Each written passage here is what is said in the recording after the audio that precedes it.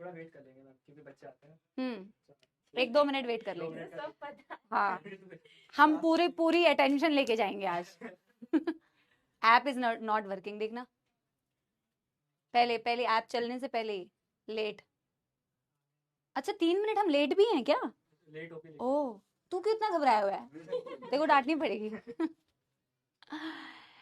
Hello hello hello, नमस्कार नमस्कार नमस्कार, good evening good evening good evening, नमस्कार नमस्कार, गुड इवनिंग। क्या मेरे प्यारे प्यारे जग से न्यारे सपोलों को नजर आ रही हैं आपकी प्यारी प्यारी जग से न्यारी समाप्ति ma'am? Good evening good evening good evening. ये जितने भी लोगों ने लो वॉइस लिखा है फालतू में, वॉइस बिल्कुल हाई है। हाँ, और आज आप लोगों का जोश भी बहुत हाई होगा क्योंकि आप लोगों के लिए है बहुत ही बड़ा और बहुत ही अमेजिंग सा सरप्राइज। क्या आप लोग तैयार हैं? पहले कमेंट सेक्शन में बनाने पड़ेंगे बहुत सारे दिल, ठीक है? हाँ, yes. Good evening good evening good evening. Audio video clear है ना? हाँ, बहुत सही। जल्दी जल्दी पहले बहुत सारे दिल बनाओ और फिर हम आप लोगों से, आप लोगों की मोटिवेशन के लिए, आप लोगों जैसे ही आप लोगों में से आए हुए कुछ खास मेहमान हमारे साथ हैं। सरप्राइज। हाँ चलो, ये देखो दिल के साथ बलून्स भी बनाते हैं। पहले सारे बच्चे एक साथ आ जाओ। हमारे पास बहुत सारे हमारे टॉपर स्टूडेंट्स हैं इस साल नीट 2024 में जिनका बहुत अच्छा अमेजिंग रिजल्ट रहा है। तो ये सारे बच्चे हैं, सारे बच्चे बिना माइक के पहले हाई बोल दो। देखो कितने खुश हैं, सबके चेहरे एकदम चमक रहे हैं। ये इनकी खुशी के साथ साथ हमारी लाइट्स का भी कमाल है थोड़ा। और सारे के सारे बच्चे खास करके यार तुम लोगों से मिलने के लिए आए हैं और सबसे मैं थोड़ी थोड़ी बातें करूंगी ताकि तुम्हें हर किसी से कुछ ना कुछ इंस्पिरेशन, आई एम श्योर उस हर बच्चे से तुम्हें कुछ ना कुछ सीखने को मिलेगा। तो 1 by 1 I am going to speak to all of you, ठीक है? एक करके करें।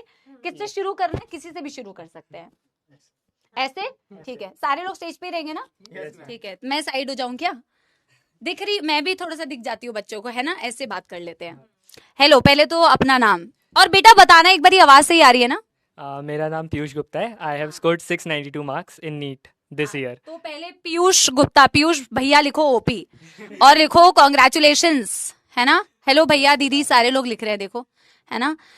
ठीक है। हाँ, तो कितना स्कोर बताया? 692। 692। Yes, मेरी आवाज ऐसे तेज है। 180 marks in zoology. 180 marks in Zoology. Zoology. Arjuna in Lakshya student. Yes ma'am. ठीक है, first attempt. Yes ma'am, 12th class.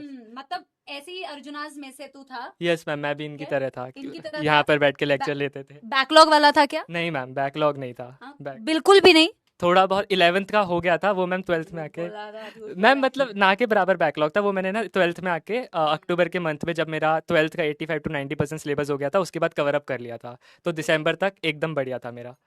बहुत बढ़िया। तो कैसी क्या एक चीज तो स्टूडेंट्स को बोलेगा कि नहीं करनी चाहिए इस प्रिपरेशन के टाइम पे एक्चुअली होता ये है ना कि हमें कई बार ऐसे थॉट्स आते हैं क्योंकि आप अभी 10th से 11th में आए हो। सबसे पहले तो डर आता है कि सिलेबस बढ़ गया एकदम से, तो वो डर थोड़ा सा ओवरकम करना कि नॉर्मल है, इट्स नॉर्मल। सेकंड चीज़ कि बहुत सारे बच्चे ना आलस में आ जाते हैं क्योंकि 11th में आके उन्हें लगता है हम बहुत ज़्यादा बड़े हो गए हैं, हमें तो इंस्टा चला रहे हो या किसी चीज़ में हो जाते हैं। मैं भी हो गया था, मैंने इंस्टा चलाया 11 तक, सितंबर तक, तो बहुत ज़्यादा टाइम वेस्ट उधर हो जाता है। जो क्योंकि हमारा क्या रहता है, 10th वाली लाइफ हमें कंटिन्यू करना अच्छा लगता है, बट 11th में आके थोड़ा अलग हमें करना ही पड़ेगा क्योंकि अगर हम कुछ अलग नहीं करेंगे तो अलग बनेंगे कैसे? हाँ, तो वो रहता है कि थोड़ा सा डिस्ट्रैक्शन, सोशल मीडिया थोड़ा सा कम करना है। हो सके तो इसको धीरे धीरे बंद ही कर दो, दैट विल बी बेस्ट। तो तूने डिलीट किया था या कम कर दिया था? डिलीट, इंस्टा सितंबर में मैंने डिलीट कर दिया। इवन 12th क्लास में ना नवंबर के टाइम पे जब मुझे लग रहा था कि शायद मैं इससे भी डिस्ट्रैक्ट हो रहा हूँ, व्हाट्सएप भी डिलीट कर दिया था। बहुत बढ़िया। मतलब कुछ तो सैक्रिफाइस करना पड़ेगा तभी। यस मैम, सेक्रीफाइस का आज रिजल्ट है कि मैं इधर हूँ आपके साथ। नहीं, बहुत बहुत कॉन्ग्रेचुलेशंस। बहुत अच्छा लगता है क्योंकि तुम लोग ऑनलाइन से पढ़े हुए हो और इससे बेटर एग्जाम्पल बच्चों के लिए कुछ हो ही नहीं सकता है कि ऑनलाइन से जो बच्चे पढ़े हुए हैं ना वो सिलेक्टेड हैं और यहाँ पे आ रहे हैं और इनसे मिल रहे हैं, ठीक है? तो you guys are the best best best example. Thank you so much, thank you so much ma'am. मैं और भी बातें करती हूँ तेरे से, है ना? अपना नाम? I'm Sahil Srivastava, scoring 691 in NEET और perfect score in zoology. 180 on 180 and bio में 355. Very good. तो साहिल भैया ओपी लिखो, है ना? बहुत ही अच्छा स्कोर है। और तू कौन से बैच से है? मैम ओनली यकीन. ओनली यकीन बैच। क्या मतलब बच्चों को बताना चाहेगा, क्या करना चाहिए, क्या तूने अपने उसमें सही किया? बच्चों को मैम ये बताना चाहेंगे कि कई सारे बच्चे डिस्ट्रैक्ट होते हैं कि हमको समझ ही नहीं आता करना क्या है, उनको यही नहीं समझ आता किसको फॉलो करना चाहिए, क्या रिसोर्स करनी चाहिए, किसी की कोई शीट है वो कर लें हम, या फिर कोई रैंडम बुक मिल गई वो हम कर लें, ये नहीं करना चाहिए। हमको स्टार्टिंग में डिसाइड कर लेना चाहिए कि हमको ये बुक फॉलो करनी है 100%। तो उसके हिसाब से अगर हम लोग रहेंगे तो हमारा पाथ क्लियर रहेगा कि गोल क्लियर है कि हमको ये करना है। और टीचर हमको डिसाइड कर लेना कि हमारी फ्रीक्वेंसी, PW में तो सारे टीचर ही बेस्ट हैं, हमको बस अपनी फ्रीक्वेंसी डिसाइड करनी है कि उससे हमारी मैच हो रही है और हमको कंटिन्यू करनी है अपनी पढ़ाई। हाँ, मतलब जो चीज आप टारगेट बना लेते हो उसको बस एक ही मतलब मन होके उसको फॉलो करो तो हो जाएगा। कुछ डिफिकल्टी फेस की through out the journey? Starting में डिफिकल्टी सबको आती है कि क्या करना है। पहला जो नीट दिया था 2 बार नीट दिया होगा? एक 12th में दिया था। 12th में दिया था, तो पहले नीट में कितना स्कोर था? 574। 574, वो भी अच्छा स्कोर था। Yes ma'am. और अभी तेरे आ रहे हैं 691। 691। दोनों में क्या डिफरेंस रहा? मैम 11 12 में सही बताएं सही से बोले तो सही से पढ़ाई नहीं की थी। तो ये 11th के बच्चे हैं। हाँ, तो सही से पढ़ लो, 1 साल और वेस्ट नहीं होगा तुम लोगों का, है ना? फिर यकीन में आए, फिर उसके बाद समझ में आया कि नहीं अब तो सही से पढ़ना पड़ेगा, अब 1 साल और लग रहा है। तो अब सही से पढ़ाई की और उसके बाद हमारा अब देख ही सकते हैं जूलॉजी में परफेक्ट स्कोर एंड 691 मार्क्स आ रहे हैं। नहीं, बहुत बहुत बहुत कॉन्ग्रेचुलेशंस, कॉन्ग्रेचुलेशंस। हाँ, hello, my name is Ekta and I scored 695 marks और 180 थे जूलॉजी में। हाँ, तो एकता दीदी को भी करो कॉन्ग्रेचुलेशंस, 180 जूलॉजी में और 695। हाँ, बायो में 355। कुछ शॉर्ट नोट्स पे बता रही थी जो तो मुझे दिखा रही थी अपने शॉर्ट नोट्स। शॉर्ट नोट्स बिल्कुल मतलब उसमें आप कंसाइज करके अगर सब कुछ लिखना चाहो तो उसमें आप फ्लो चार्ट्स, डायग्राम्स और टेबल्स की हेल्प लोगे तो उससे बिल्कुल कॉम्पैक्ट बन जाएंगे एंड तुम्हारी एक एक चीज़ कवर भी हो जाएगी। सारे क्वेश्चंस नहीं लिखने हैं, केवल सिर्फ फॉर्मूलाज और थ्योरी भी लिख सकते हो तुम, बट मेन चीज़ वो लिखनी है जो तुम भूल जाते हो। जैसे कि कुछ वैल्यूज़ है फिजिक्स में, इनफैक्ट बायो में जैसे आपका बायोडाइवर्सिटी वाला चैप्टर है उसमें सिर्फ डेटा ही है, तो उनके शॉर्ट नोट्स बनाओ। थ्योरेटिकल चैप्टर के शॉर्ट नोट्स की नीड नहीं है। और हमारे बहुत ही प्यारे प्यारे अर्जुनाज एक्सपेक्ट करते हैं कि हम सारे नोट्स उनको बना के दें। करते हो कि नहीं? पहले अपनी गलतियां मानो जो तुम हर दिन क्लास में बोलते हो कि मैम शॉर्ट नोट्स बना के दे दो, मैम समरी भी बना के दे दो, मैम एनसीईआरटी भी करा दो। अच्छा, अगर हम सारा कुछ करा दें, कराते हैं, बहुत कुछ कराते हैं, लेकिन अगर हम सारा कुछ करा दें तो इससे क्या होगा? बच्चे अपना दिमाग चलाएंगे? फिर तो स्पून फीडिंग की आदत पड़ जाएगी ना, वहाँ पे भी टीचर, तुम एक्सपेक्ट करोगे टीचर आके सॉल्व कर देगा क्वेश्चन, तो ऐसे नहीं होगा। तुम्हें खुद स्पून फीडिंग की आदत नहीं रखनी, खुद ही करना है सब कुछ। किसी चीज़ की नीड फील हो रही है तो खुद करो ना, टीचर से क्यों एक्सपेक्ट करते हो तुम? मतलब टीचर्स तो पढ़ा ही रहे हैं, हाँ। है ना? लेकिन खुद से थोड़ी बहुत बेटा एफर्ट्स मारनी पड़ेगी। जब खुद से थोड़ी बहुत एफर्ट्स मारोगे तभी सिलेक्शन होगा। और ये सारे बच्चे जो तुम्हें दिख रहे हैं ना, हम हमेशा बोलते हैं जो सिलेक्शन होता है बच्चे की खुद की मेहनत की वजह से होता है। हम लोग सिर्फ एक रोल प्ले करते हैं कि एक गाइडेंस देते हैं, ठीक है? जो भी जितने भी बच्चे तुम्हें सिलेक्टेड दिख रहे हैं, सबने अपने लेवल पे बहुत ज्यादा मेहनत की है और सब अपने अपने लेवल पे इतनी मेहनत करते हैं और इसीलिए सिलेक्टेड होते हैं, ठीक है? तो वो वाली जो आदत है ना स्पून फीडिंग वाली, वो छोड़ोगे तब बेटा तुम लोग शायद स्क्रीन के इस साइड में आओगे नेक्स्ट टू नेक्स्ट ईयर, ठीक है? और कुछ बोलना है? हाँ हाँ, मैम, मैंने ना मतलब इस साल अपनी थोड़ी ना हेल्थ निगलेक्ट कर दी थी, जिससे क्या हुआ था, जिस नीट से 1 हफ्ता पहले किडनी स्टोन्स वगैरह इन सब की प्रॉब्लम हो गई थी एंड काफ़ी पेनफुल था। तो मैं बस इतना सा रिक्वेस्ट करूँगी कि खाना डाइट एटलीस्ट अच्छी रखो, भले एक्सरसाइज का टाइम नहीं मिलता तो, बट डाइट अच्छी रखो और थोड़ा बहुत वॉक कर सकते हो तो कर इस लेना। चैप्टर में पढ़ेंगे ये एक्सक्रीशन में ये पढ़ने वाले हैं किडनी स्टोन्स, डमी और रेगुलर। इनमें से कुछ बच्चे हैं यार जो ड्रॉपर स्टूडेंट्स हैं, कुछ बच्चे हैं जो लक्ष्य के स्टूडेंट्स हैं। डमी और रेगुलर से तुम क्या पता लगाओगे ये बताओ मुझे, तुम ये बताओ। बहुत सारे ऐसे स्टूडेंट्स हैं जो डमी स्कूल पढ़ के भी सिलेक्ट नहीं हो रहे हैं बेटा, और बहुत सारे ऐसे स्टूडेंट्स हैं जो रेगुलर स्कूल जाके भी सिलेक्ट हो रहे हैं, ठीक है? तो जेन्युइनली मैं बताऊं, आप चाहे कोई भी डमी ले रहे हो या रेगुलर ले रहे हो, आप खुद अपना शेड्यूल कैसे बना रहे हो, आप खुद उसको कितनी डिसिप्लिन से फॉलो कर रहे हो और कितनी आप में कंसिस्टेंसी है उसको फॉलो करने की, उस पर डिपेंड करता है। मैं जेन्युइनली आपको बता रही हूँ, ठीक है? हो सकता है डमी लेने पे आपको एडवांटेज मिले कि आपको थोड़ा टाइम ज्यादा मिल रहा है, पर मैं आपको बताऊं डमी लेने पर बहुत सारे बच्चे टाइम वेस्ट भी करते हैं। रेगुलर के साथ 601 आए थे। रेगुलर के साथ 601 आए थे। हाँ। See she is also an example, ठीक है? टाइम टेबल, फिर वही बात कर रहे हो, इनका टाइम टेबल से तुम्हें क्या फायदा होगा बेटा? ये तो अपने शेड्यूल के अकॉर्डिंग टाइम टेबल बनाते हैं, अपने शेड्यूल के अकॉर्डिंग, जैसे इनकी स्लीप साइकिल है, जैसे इनका पूरा ओवरऑल दिनचर्या है, उसके अकॉर्डिंग ये टाइम टेबल बनाते हैं। तुम्हारा इनसे अलग होगा बेटा। आप सिर्फ ये देखो कि दीदी और भैया ने क्या गलतियां की जो तुम्हें नहीं करनी है, या क्या सही किया जो तुम्हें करना चाहिए, है ना। रिवीजन टेक्निक पे कुछ बोलना है? बच्चे पूछ रहे हैं, तू अपना नाम बता, अपना स्कोर बता, बैच बता। माय नेम ध्रुमिल प्रणामी। ध्रुमिल, मैं लक्ष्यनीत बैच से, मेरा स्कोर 695 है एंड जूलॉजी में मेरा स्कोर 170 है। Very good. Lakshya NEET, yes ma'am. Arjuna NEET and Lakshya NEET. Arjuna NEET and Lakshya NEET. Very good. तो ध्रुमिल भैया ओपी करो पहले। हाँ, अब बताना, रेगुलर स्कूल या डमी स्कूल? मैं डमी स्कूल से था। Dummy school. अब डमी स्कूल से तेरे को फायदा क्या हुआ ये बता। मैम टाइम मिल जाता है, ये सही बात है, बट ये भी है इतना टाइम मिलता है कि कई बार बच्चे वेस्ट कर देते हैं। कई बार मतलब मुझे लगता है कि शायद ज्यादातर बच्चे वेस्ट कर देते हैं वो रेगुलर, सही बात है। और तू रेगुलर स्कूल से है।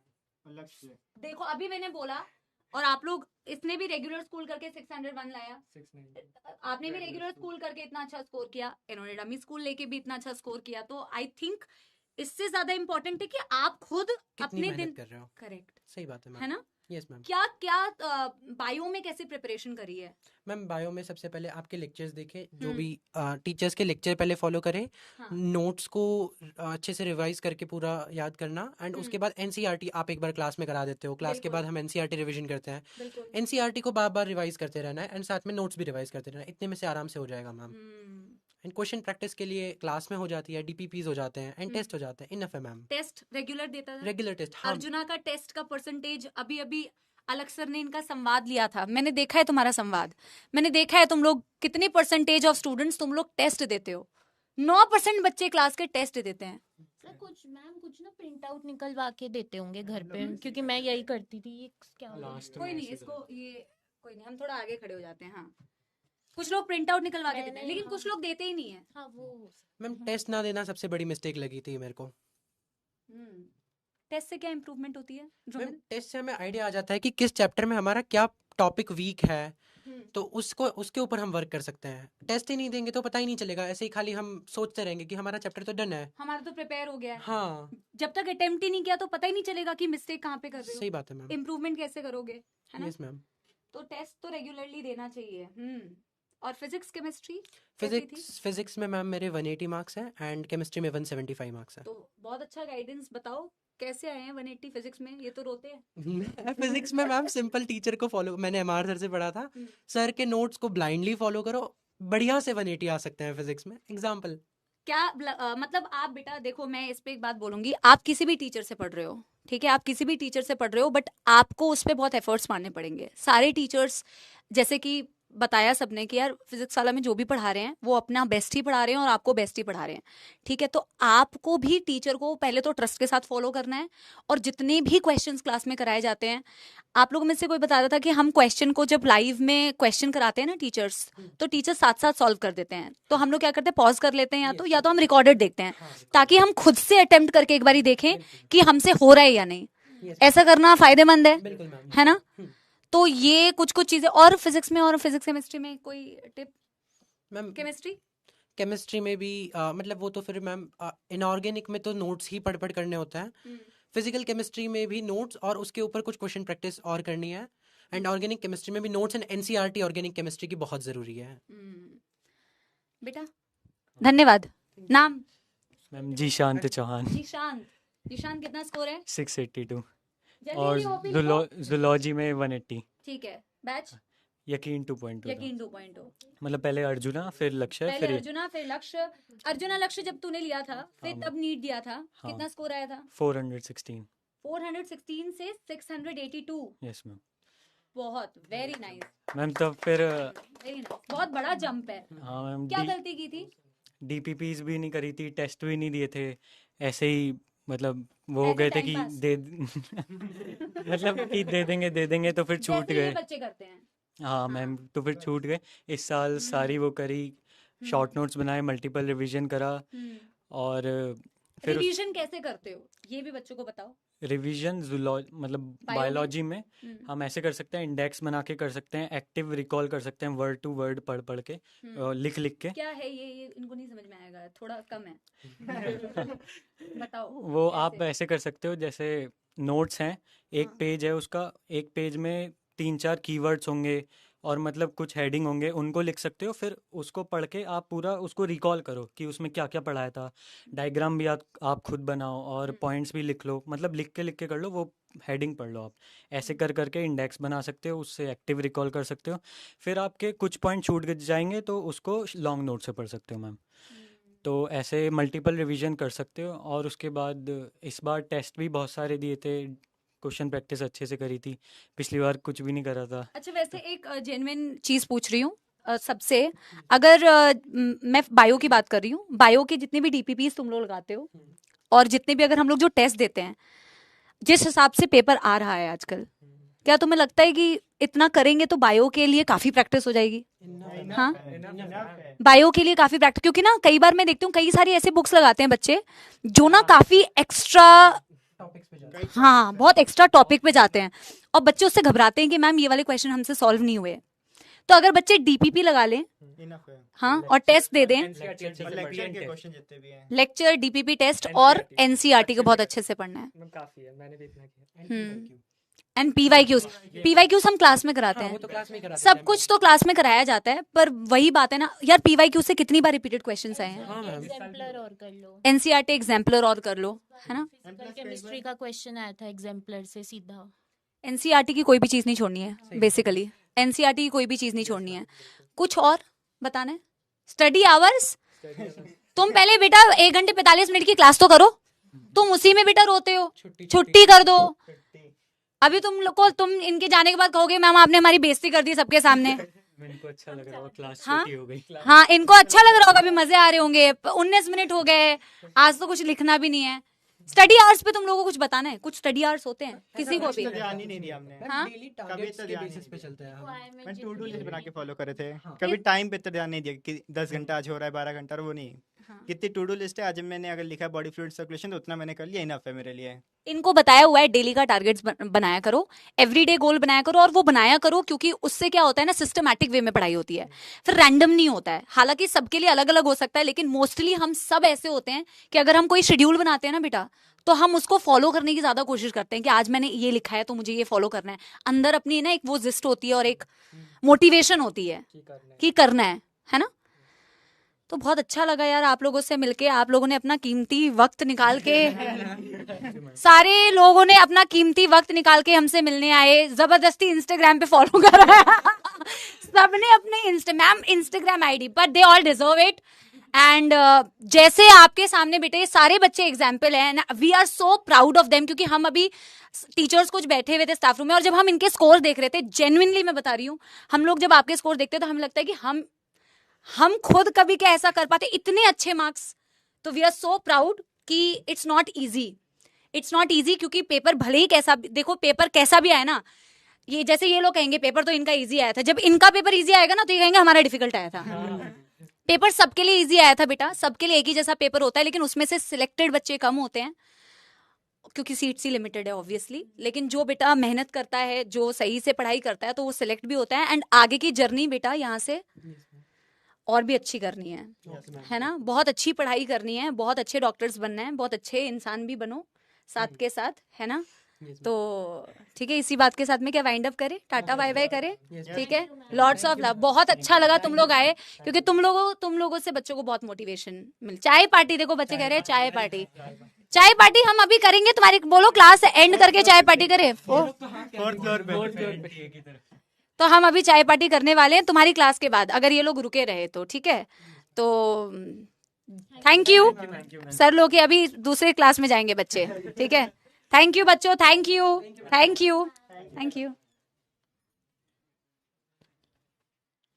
देखो तुम्हारे जैसे बच्चे जब आते हैं ना बेटा, तो बहुत खुशी होती है ना, बिकॉज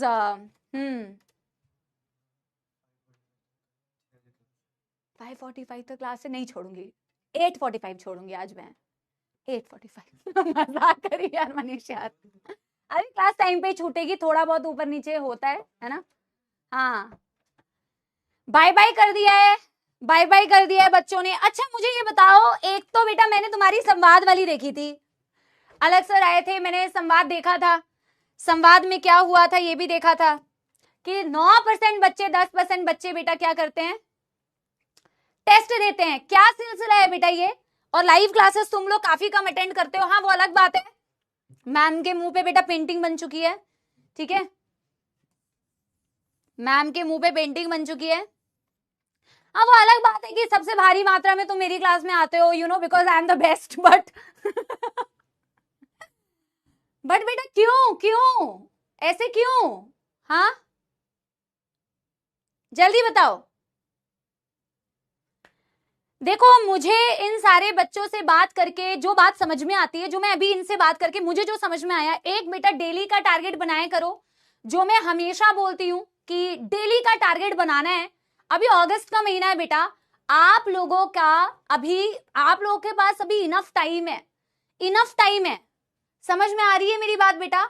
आप लोगों के पास अभी इनफ टाइम है। दिसंबर तक आते आते बेटा कोई रिग्रेट्स नहीं होने चाहिए। समझ में आ रही है बात? हाँ सुनो, दिसंबर तक आते आते ये रिग्रेट नहीं होना चाहिए बेटा कि मैंने ना पूरा टाइम वेस्ट कर दिया, क्योंकि फिर तुम लक्ष्य में आ जाओगे, लक्ष्य में तो आओगे ही, और फिर लक्ष्य में आओगे, फिर लक्ष्य का लोड होगा, 12th की पढ़ाई का लोड होगा। 12th की पढ़ाई के साथ साथ में बेटा क्योंकि तुम 11th बर्बाद करके जाते हो, तो तुम्हारे सर पे इतना बोझ होता है कि मुझे 11th की भी तैयारी करनी है। प्लीज प्लीज उस बोझ के साथ नहीं जाना है। ये जितने भी बच्चे टेस्ट नहीं देते इन सबका बैकलॉग है, जितने भी बच्चे टेस्ट नहीं देते हैं सबका बैकलॉग है। क्यों हुआ बैकलॉग? तुमने किया बैकलॉग, किसी और ने किया बैकलॉग, तुमने खुद किया बैकलॉग। क्या तुम्हें बेटा ऐसे हंसने वाले चेहरे, तुम भी ऐसे हंसने वाले चेहरे में से बेटा एक हो सकते हो नेक्स्ट टू नेक्स्ट ईयर। तुम भी इन्हीं भैया दीदी तुम भी आओगे, तुम्हारा इंट्रोडक्शन हम अपने बच्चों से करेंगे बेटा। You can be among them only in future, you can be the one। लेकिन ऐसे पढ़ाई करने से नहीं होगा बेटा। अब जितने चैप्टर, मैं तो ये कहती हूं, आज मैं तुम्हें ये कहती हूं भैया ठीक है, जो हो गया हो गया, जो हो गया सो हो गया, लेकिन अब तो सुधर जाओ। अब अगर आज से भी शुरू करोगे तो भी तो बेटा तुम कुछ तो पॉजिटिव साइड में रहोगे। ठीक है भाई, अप्रैल मई जून जुलाई चला गया, ठीक है 4 महीने चले गए, मान लो कि मैंने कहा कि चले गए, अगस्त सितंबर अक्टूबर नवंबर दिसंबर जनवरी फरवरी, 6-7 महीने भी तो हैं। 6-7 महीने में भी तो इनफ कंटेंट पढ़ाया जाएगा, तो 6-7 महीने का इनफ कंटेंट भी तो तुम अच्छे से पढ़ सकते हो बेटा। उस 4 महीने का लोड मत लो। अब अगर इनकेस तुमने कुछ भी बर्बादी की है, उस 4 महीने की टेंशन को छोड़ के फ्रेश एक शुरुआत करो, नई शुरुआत करो, और अब से जो भी शुरुआत करोगे बेटा उसे फॉलो करना है। समझ में आ रही है बेटा मेरी बात? यस। बैकलॉग हो जाते हैं, कैसे हो जाते हैं बेटा? नहीं होने चाहिए। प्रॉमिस करते हो मेरी बात, इस बात को? सबसे पहली चीज बैकलॉग नहीं करनी है। टेस्ट रेगुलर दिया करो यार। अरे प्रिपरेशन हुई है, नहीं हुई है, आधी हुई है, पूरी हुई है, तुम्हारी पूरी प्रिपरेशन तो नीट में भी नहीं होगी, तो नीट का एग्जाम नहीं दोगे। नीट से एक दिन पहले भी ना तुमको ये लगेगा कि तुमने पूरी प्रिपरेशन नहीं करी है, तो क्या नीट छोड़ दोगे बेटा? क्या नीट का एग्जाम नहीं दोगे? दोगे ना नीट। ये एक्सक्यूजेस होते हैं, एक्सक्यूजेस बनाने वाला जिंदगी भर एक्सक्यूजेस बनाता है। पढ़ने वाला बच्चा पढ़ लेता है, नीट निकाल भी लेता है। प्रॉमिस करते हो कि नहीं? ठीक है, तो जब जागो तब सवेरा। अब से जो भी पढ़ाई करना आपने शुरू करना है उसे डिसिप्लिन डेडिकेशन के साथ में करना है। ठीक है, अपना टाइम टेबल आप खुद बनाएंगे, स्पून फीडिंग पे कम डिपेंडेंट होएंगे ताकि अपना स्वयं का दिमाग चलाए, स्वयं के हाथ चलाए। देखो अब आपके पास बेटा मेडिजीज भी अवेलेबल है आज के डेट पे बेटा, किताबें अवेलेबल है। अगर तुम्हें चाहिए कि तुम्हें नोट्स लिखने में तुम्हें टाइम वेस्ट नहीं करना है, हालांकि मैं तो ये कहती हूँ कि लिख लिख के प्रैक्टिस करनी चाहिए, बट अगर तुम्हें कहीं से भी लगता है तो बुक्स अवेलेबल है, बुक खरीद के तुम कम से कम नोट्स तुम्हारे पास अवेलेबल रहेंगे, क्लास में अच्छे से पढ़ाई कर सकते हो, समझ सकते हो। वो तुम देखो कि तुम्हारे लिए बेस्ट सूटेबल क्या है, वो तुम देखो तुम्हारे लिए बेस्ट सूटेबल क्या है। समझ रहे हो मेरी बात? Yes yes. हाँ, अभी सेकेंड लॉट में बच्चे और आए हैं, फटाफट से आ जाओ। Second lot. नमस्कार सर, नमस्कार सर। बहुत सारे बच्चे और आए हुए हैं, और साथ में एमआर सर भी आए हुए हैं और भी आप ही के जैसे सिलेक्टेड बच्चे जिनके पीछे मैं दब चुकी हूँ। ठीक है, पहले लाचार और बेबस, और सर भी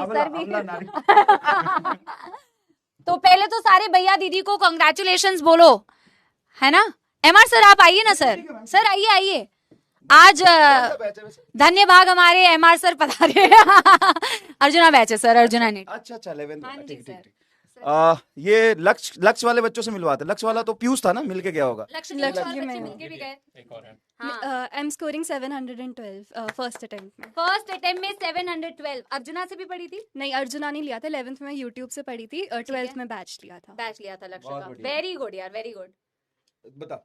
सारे बच्चे अपना अपना नाम, अपना अपना हाँ। स्कोर, अपना अपना preparation journey. Hi, I'm Rishu. I'm scoring 695 in NEET and 98.538 percentile in JEE Mains. Very good, very nice, very nice. Thank you. सारे एग्जाम बता दे जो क्वालीफाई बहुत Hello, I am Palak and I have secured 695 out of 720 in NEET examination. In my class 10th examination, I secured 99%, and in my class 12th board examination, I qualified with a score of 98%. And I also qualified VVM state level camp, in which I was awarded by respected HC Verma sir.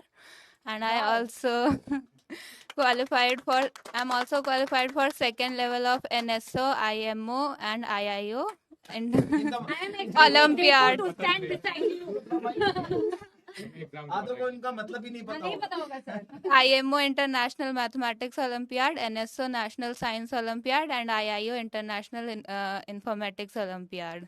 Wow wow, congratulations यार। तो Thank you, तुम ma'am. बेटा तुम online पढ़ी हो Yes, sir. कौन से batch में? यकीन 2.0 अच्छा, में लक्ष्य में पढ़ी थी अपने यहाँ? नहीं, यकीन लक्ष्य- 2.0 से लक्ष्य पढ़ी में कहीं थी। ऑफलाइन पढ़ा था, कोई प्रॉब्लम हाँ। नहीं, ऑफलाइन पढ़ा होगा कहीं। नहीं, मतलब मैं ऑनलाइन ही पढ़ रही थी अच्छा, online ही उससे। पढ़ हाँ, रही अलग सर के जैसे पहले लेक्चर्स वाले होते थे lectures होते तो उससे देखती थी। हाँ, बहुत बढ़िया। यूट्यूब से। तू तो बायो है, तू मैथमेटिक्स में कैसे ओलंपियाड किया? सर मतलब 8th 8th तक तो 10th में भी मैथ रहता है, मैथ्स रहता ही है, रहता है। तो बहुत बढ़िया। हाँ, थैंक यू बहुत सर। बढ़िया यार, बहुत बढ़िया। Thank you ma'am. Hello, I am आजा Priyanshu. इधर आ, आजा। हाँ, Hello, I am Priyanshu and I scored 706 and I was 706 yes sir. Very nice. Last year के मार्क्स कितने थे भाई? 438 थे। हाँ, क्योंकि पीडब्ल्यू में नहीं पढ़ा था। नहीं सही बात है। सही बात है। सही बात है।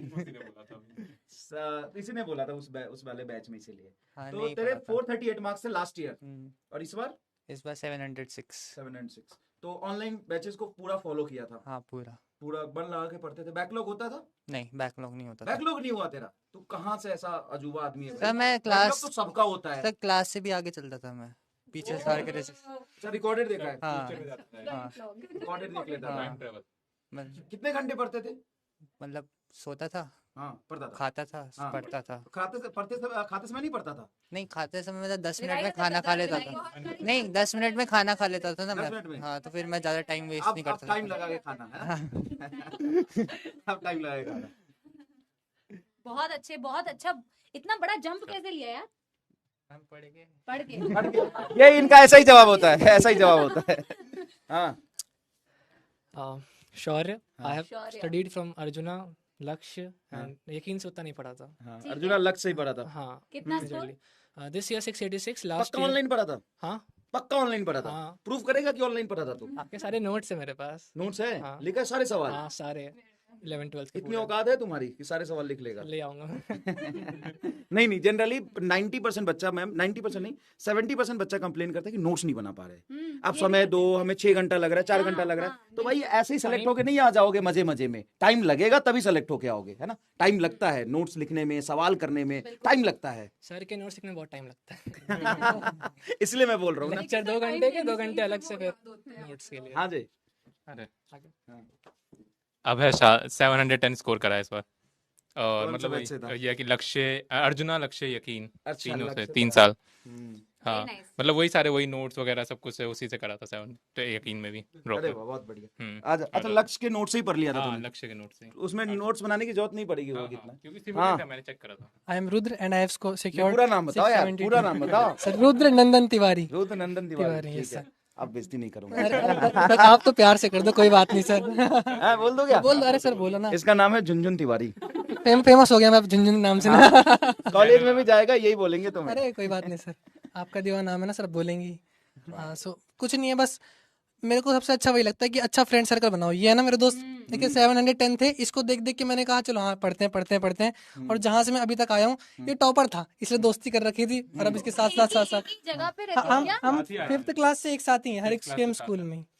तो वही अगर ये वो सर उस तरफ पूछ रहे थे कि क्या नाम है, अगर डिमोटिवेशन हो तो सबसे अच्छी बात है कोई ऐसा दोस्त पकड़ो जिससे बोलो भाई डिमोटिवेशन हो रहा है, वो बोलेगा पागल है क्या, आजा पढ़ क्या हो गया, आजा पढ़ ले। और अगर इसको कुछ होता तो ये बोलता था भाई ये हो रहा है, मैं कह रहा पागल है क्या, चलो पढ़ लो, कोई दिक्कत नहीं। मैम ऐसे बहुत सारे बच्चे होते हैं, जैसे अभी तथागत का एक फ्रेंड मिला था मुझे, तो उसके लाइब्रेरी में 15 बच्चे थे और यकीन मानिए 13 बच्चे सेलेक्ट हुए हैं। भले उनके नंबर 658 है, 670 है, 672 है, 680 है, बट 15 बच्चों का ग्रुप था तथागत वाले में। तथागत घर चला गया था, फिर वो 15 लोगों के साथ एक साथ पढ़ता था, तो उसमें से तथागत को लेके 15 बच्चों में से 13 बच्चों का श्योर शॉट अच्छा कॉलेज, मेडिकल गवर्नमेंट कॉलेज मिल रहा है। संगति का असर पड़ता है, होता है। डेफिनेटली। क्योंकि अच्छा एक चीज और मैं आप सबको ये बस यकीन दिलाना चाहता हूँ कि ये सब जो यहाँ खड़े हैं ना, ये सब आप ही के जैसे हैं। ऐसा नहीं है कि ये सेलेक्ट होने वाले बच्चे कहीं और होते हैं और अलग ढंग के होते हैं या अलग तरीके के दिमाग होता है इनमें, ऐसा नहीं है। ये सब भी ऐसे ही गधे ही हैं जैसे आप हो। कोई स्पेशल टैलेंट नहीं है इनमें भाई, गिर पढ़ के ही आगे बढ़ता है। टॉपर 2-4 ही होते हैं, तो टॉपर मेहनत से ही है। और नीट तो स्पेशली मेहनत का ही काम है, नीट सिर्फ और सिर्फ मेहनत का काम है। तो आपको बस पढ़ने का इंटेंट होना चाहिए कि मुझे करना है, बस इतना सोच लो कि चाहे कुछ भी हो जाए 2 साल अपने जीवन के निकाल के बाहर रख दो कि करना है, और मेहनत करो, जितना ज्यादा सवाल लगा सकते हो उतना ज्यादा सवाल लगाओ। कंटेंट इनफाइनाइट नहीं है। जब बच्चा शुरू करता है तो उसको लगता है कि शायद पता नहीं बायोलॉजी में कितने सवाल होते होंगे, फिजिक्स में कितने सवाल होते होंगे। कंटेंट इनफाइनाइट नहीं है। आप अपने टीचर को फॉलो करो, टीचर सवाल करा रहे करो, फिर डीपीपी सॉल्व करो। एक लिमिट के बाद टेस्ट दो, टेस्ट ईमानदारी से दो। एक लिमिट के बाद चीजें रिपीट होती हुई आपको दिखाई देगी। हम यहाँ पे खड़े हैं, हम कोई ऐसे बैकग्राउंड के नहीं है कि हम कभी टॉपर रहे हो और कोई रैंक लाया हो। हमारे बच्चे AIR 1 ला रहे हैं, लेकिन हम कभी नहीं लाए थे। हम आज यहाँ तक है ना, सब चीजें रट रखी है। मैंने तो अपनी बात बताऊं, मैंने रट लिया है मैम, मैंने सब कुछ रट लिया है। बस अब रट लिया है मतलब ये नहीं है कि सिर्फ याद है, समझ लिया है, रट लिया है, चीजें देख ली है। अब रिपीट करते, इतनी बार पढ़ाते हैं तो चीजें रट गई है। तो वही काम तुम्हें करना है भाई, वही काम तुम्हें करना है। मेहनत करो, मेहनत से लगे रहो, सवाल खूब मेहनत करो। फिजिक्स, केमिस्ट्री में, बायोलॉजी में मल्टीपल टाइम रिवीजन करो, टीचर्स के नोट्स पढ़ो। इतना ही है बस, मुझे तो यही लगता है। कोई रॉकेट साइंस, जैसे किसी एक दिन आप 10 घंटे बैठ के पढ़ते होगे ना, 12-13 घंटे बैठ के पढ़ते होगे ना, वैसा ही तुम 1 साल तक पढ़ लो बस। बिल्कुल। कोई अलग से काम करने की जरूरत है क्या? नहीं सर। और टेस्ट कंसिस्टेंटली दो। 10% बच्चे, अभी संवाद हुआ था, 10% बच्चे टेस्ट देते हैं। 10% बच्चे टेस्ट देते हैं। हाँ तो 10 तो हो ना, 10% का सिलेक्शन हो गया, बाकी रह गए। बिल्कुल सिंपल है ना, सिंपल है ना। अच्छा तो बताओ। और तुमको टेस्ट की वजह से सिलेक्शन नहीं हुआ ना? पिछले साल टेस्ट नहीं दिया था, हम सोचे बाद में देंगे, कोई दिक्कत नहीं। हाँ, लेकिन दिक्कत हो गई। जब अभी आए तो पता चला दिक्कत हो गई। नहीं, बच्चे ये सोचते हैं ना कि ठीक है अभी पढ़ लेते हैं, चीजें धीरे धीरे हम पढ़ लेते हैं, सब हो जाएगा, बाद में सब कर लेंगे। लेकिन लास्ट में जाके ऐसी ऐसी दिक्कतें आनी शुरू होती है ना कि बच्चा उसको उम्मीद ही नहीं रखता है। जाके टेस्ट में जाओगे, हाथ कांपने लगेंगे, तो नर्वसनेस फील होगा। तो ये सारी चीज होती है। तो जो चीज से डर लगे ना उसको उतना ही करो ना। ये तो कह रही थी 3 टेस्ट देती थी मैं दिन में एक टाइम पे। 4 भी दिए हैं लास्ट मंथ में। हाँ तूने तो बहुत पढ़ा था। 4 नहीं दिए, 2 दिए ज्यादा। 2 तो देने ही चाहिए। 2 दे देना चाहिए। एनालिसिस करना भी इम्पोर्टेंट है, देने से ज्यादा इम्पोर्टेंट एनालिसिस भी है। गलतियां कहाँ हो रही है, कौन सा वीक पॉइंट है ना। पर सबसे पहले तो दो बेटा एग्जाम है ना। और ये जैसे हाँ, वो सिलेबस कभी पूरा नहीं होता। नीट से पहले भी लगेगा कि सिलेबस पूरा नहीं हुआ है।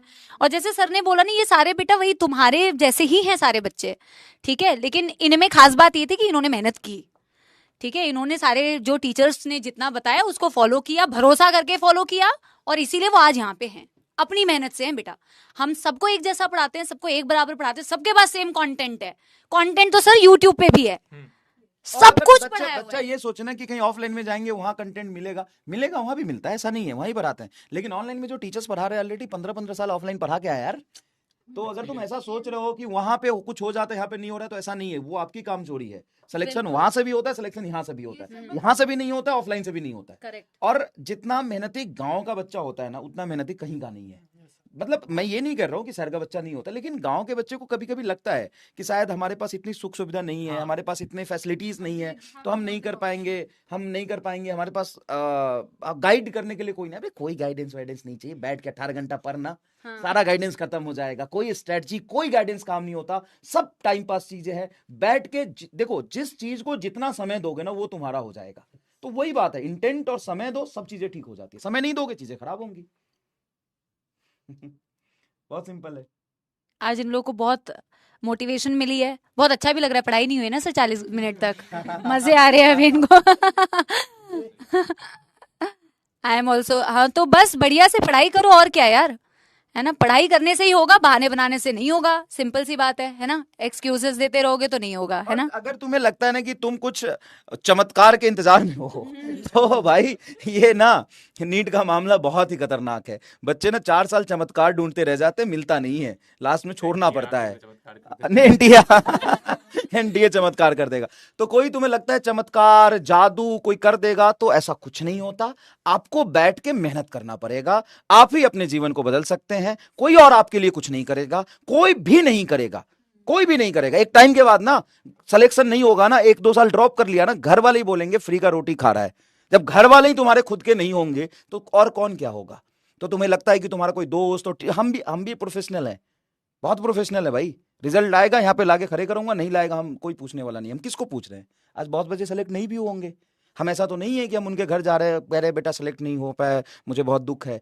दुख है, लेकिन हम घर जाके हम क्या कर लेंगे भाई, टीचर आदमी पढ़ा रहे हैं, तो कोई काम नहीं आएगा। काम खुद का तुम खुद ही आ सकते हो। तो मेहनत करो, पढ़ो, तुम्हारे बदले कोई और नहीं पढ़ देगा। तुम्हें आज लगता है कि तुम्हारा कोई दोस्त तुम्हारे साथ है, तो 4 अनसक्सेसफुल लोगों का ग्रुप कोई भी दोस्त नहीं होता। 4 सक्सेसफुल लोग हमेशा दोस्त होते हैं। कभी देखा है कि 4 बेरोजगार अच्छे दोस्त हैं? तो तो ऐसा नहीं होता है ना। मेहनत करो, सब अच्छा हो जाएगा। वो भी तर अगर फ्रेंड्स ना भी हो तो फिर जैसे कि अभी मेरे फ्रेंड्स बन गए।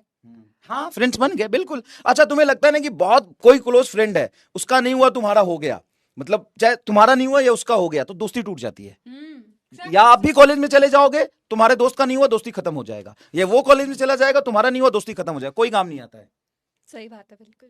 ठीक है, सॉरी मैम, बहुत टाइम। अरे सर, बच्चों को बहुत अच्छा लगा। आई रियली नो कि बच्चों को बहुत अच्छा इंस्पिरेशन भी मिला होगा। सर भी आए, सर से भी बहुत सारी चीजें सीखने को मिली तुम लोगों को। तो अब बस सर ने जो बोला है और सारे बच्चों ने जो बोला है उसको फॉलो करो, तभी आप लोग भी बेटा इधर आओगे कैमरे के, जैसे सर ने बोला है ना। मेहनत करनी है, देयर इज नो ऑल्टरनेटिव।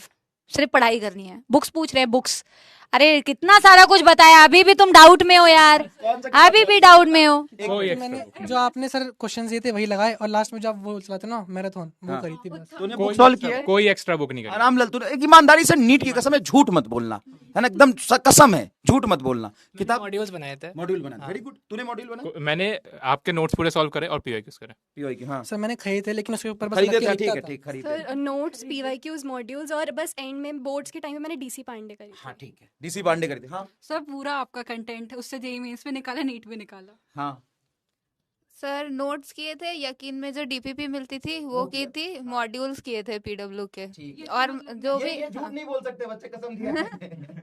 और जो भी मतलब कंटेंट क्लास में हो रहा है उसके सारे क्वेश्चंस तो सब करते हैं। नोट्स जीपीवी मॉड्यूल, नोट्स जीपीवी मॉड्यूल पूरा किया था। पूरा कर लिया था मॉड्यूल। उसमें एक लेवल अप भी होता है, वो भी किया था। हाँ, उतना नीट नहीं होता वैसे, ठीक है।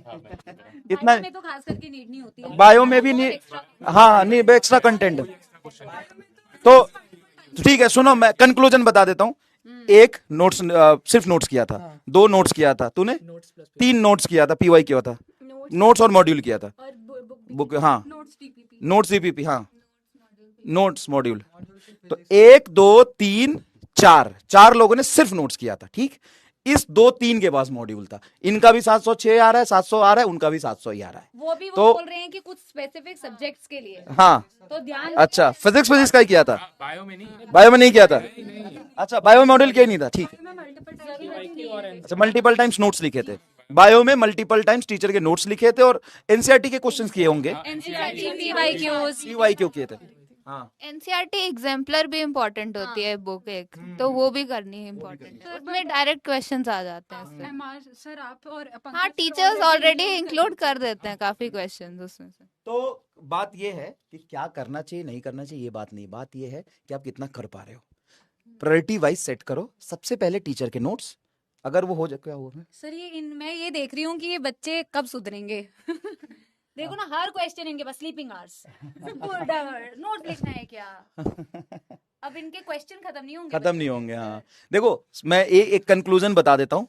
करना क्या होता है मैं बता देता हूँ। करने के लिए बहुत कुछ है लेकिन सब कुछ नहीं कर सकते आप, टाइम लिमिट होता है।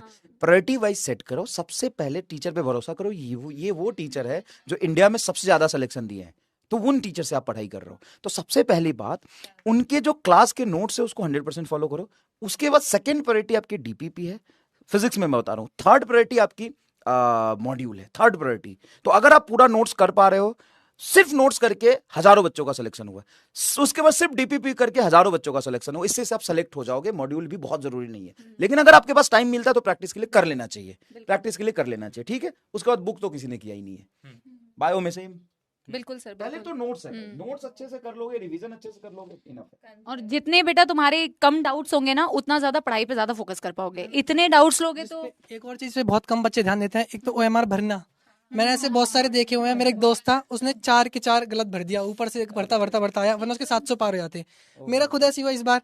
मैं जब क्या नाम है रोल नंबर भरने गया, मेरे साइड में बच्ची रोने लग गई। मैंने 0 की जगह 1 में बबल फिल कर दिया।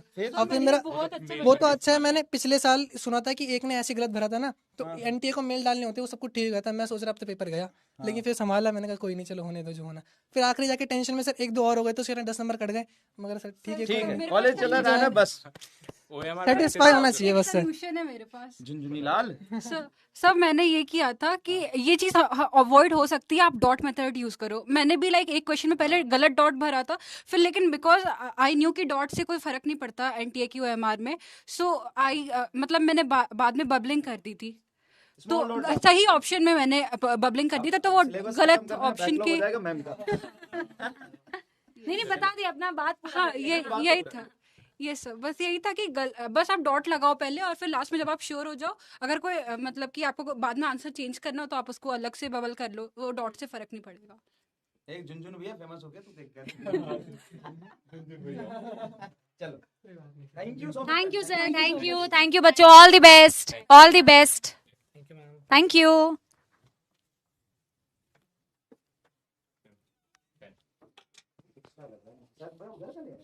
सर उधर का ही है। नमस्ते बेटा, all the best, all the best.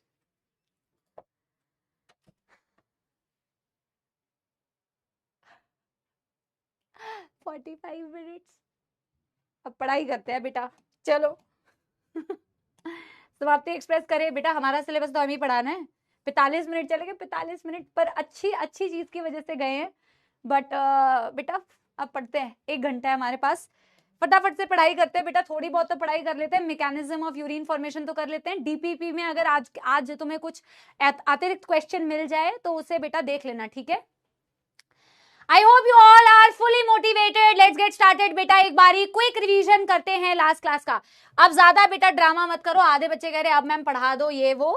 बेटा ज्ञान नहीं देना है, ज्ञान लेना है। अभी सारे बच्चे जितने भी आए थे इनसे कुछ इंस्पिरेशन लो और ज्ञान दो मत, ज्ञान लो। चलिए क्विकली रिवाइज करते हैं बेटा एक बारी। यस एवरीबॉडी, हमने लास्ट क्लास में बेटा क्या पढ़ा था? हमने लास्ट क्लास में पढ़ा था बेटा नेफ्रॉन के स्ट्रक्चर को थोड़ा सा डिटेल में। यूरिन फॉर्मेशन का आई थिंक हमने फर्स्ट स्टेप स्टार्ट किया था, दैट वाज बेटा अल्ट्रा फिल्टरेशन, राइट।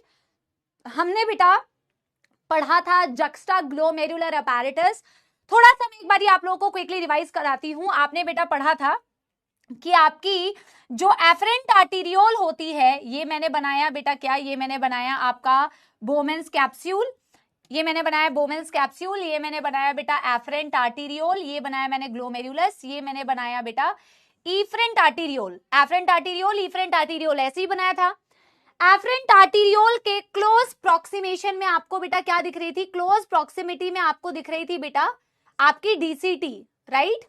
आपको क्या दिख रही थी? आपने ऐसे करके इसके पास बनाया हुआ था बेटा डीसीटी, बनाई थी डीसीटी। ऐसे नहीं बनाई थी आपने, थोड़ा सा मैंने डायग्राम दूसरे डायरेक्शन में बनाया होगा, बट कोई दिक्कत नहीं, आपने जैसे भी बनाया होगा, ठीक है, आपने ऐसे बनाया होगा, जैसे भी बनाया होगा। डीसीटी को बहुत क्लोज दिखाया है आपने एफरेंट आर्टीरियोल के, एफरेंट आर्टीरियोल और डीसीटी के क्लोज कनेक्टेड, जिस पॉइंट पे ये कांटेक्ट हो रही है वहां पे बेटा एफरेंट आर्टीरियोल में भी कुछ मॉडिफिकेशन होती है, और बेटा आपके डीसीटी में भी कुछ मॉडिफिकेशन होती है। आपके एफरेंट आर्टीरियोल में जो स्मूथ मसल फाइबर्स होते हैं वो मॉडिफाइड हो जाते हैं, उन्हें बोला जाता है जेजी सेल्स, और आपके बेटा डीसीटी में एट द कॉन्टैक्ट पॉइंट कुछ सेल्स होते हैं जो बहुत ज्यादा कॉम्पैक्टली पैक्ड होते हैं, उन सेल्स को बोला जाता है बेटा क्या, उन सेल्स को बोला जाता है मैक्यूला डेंसा।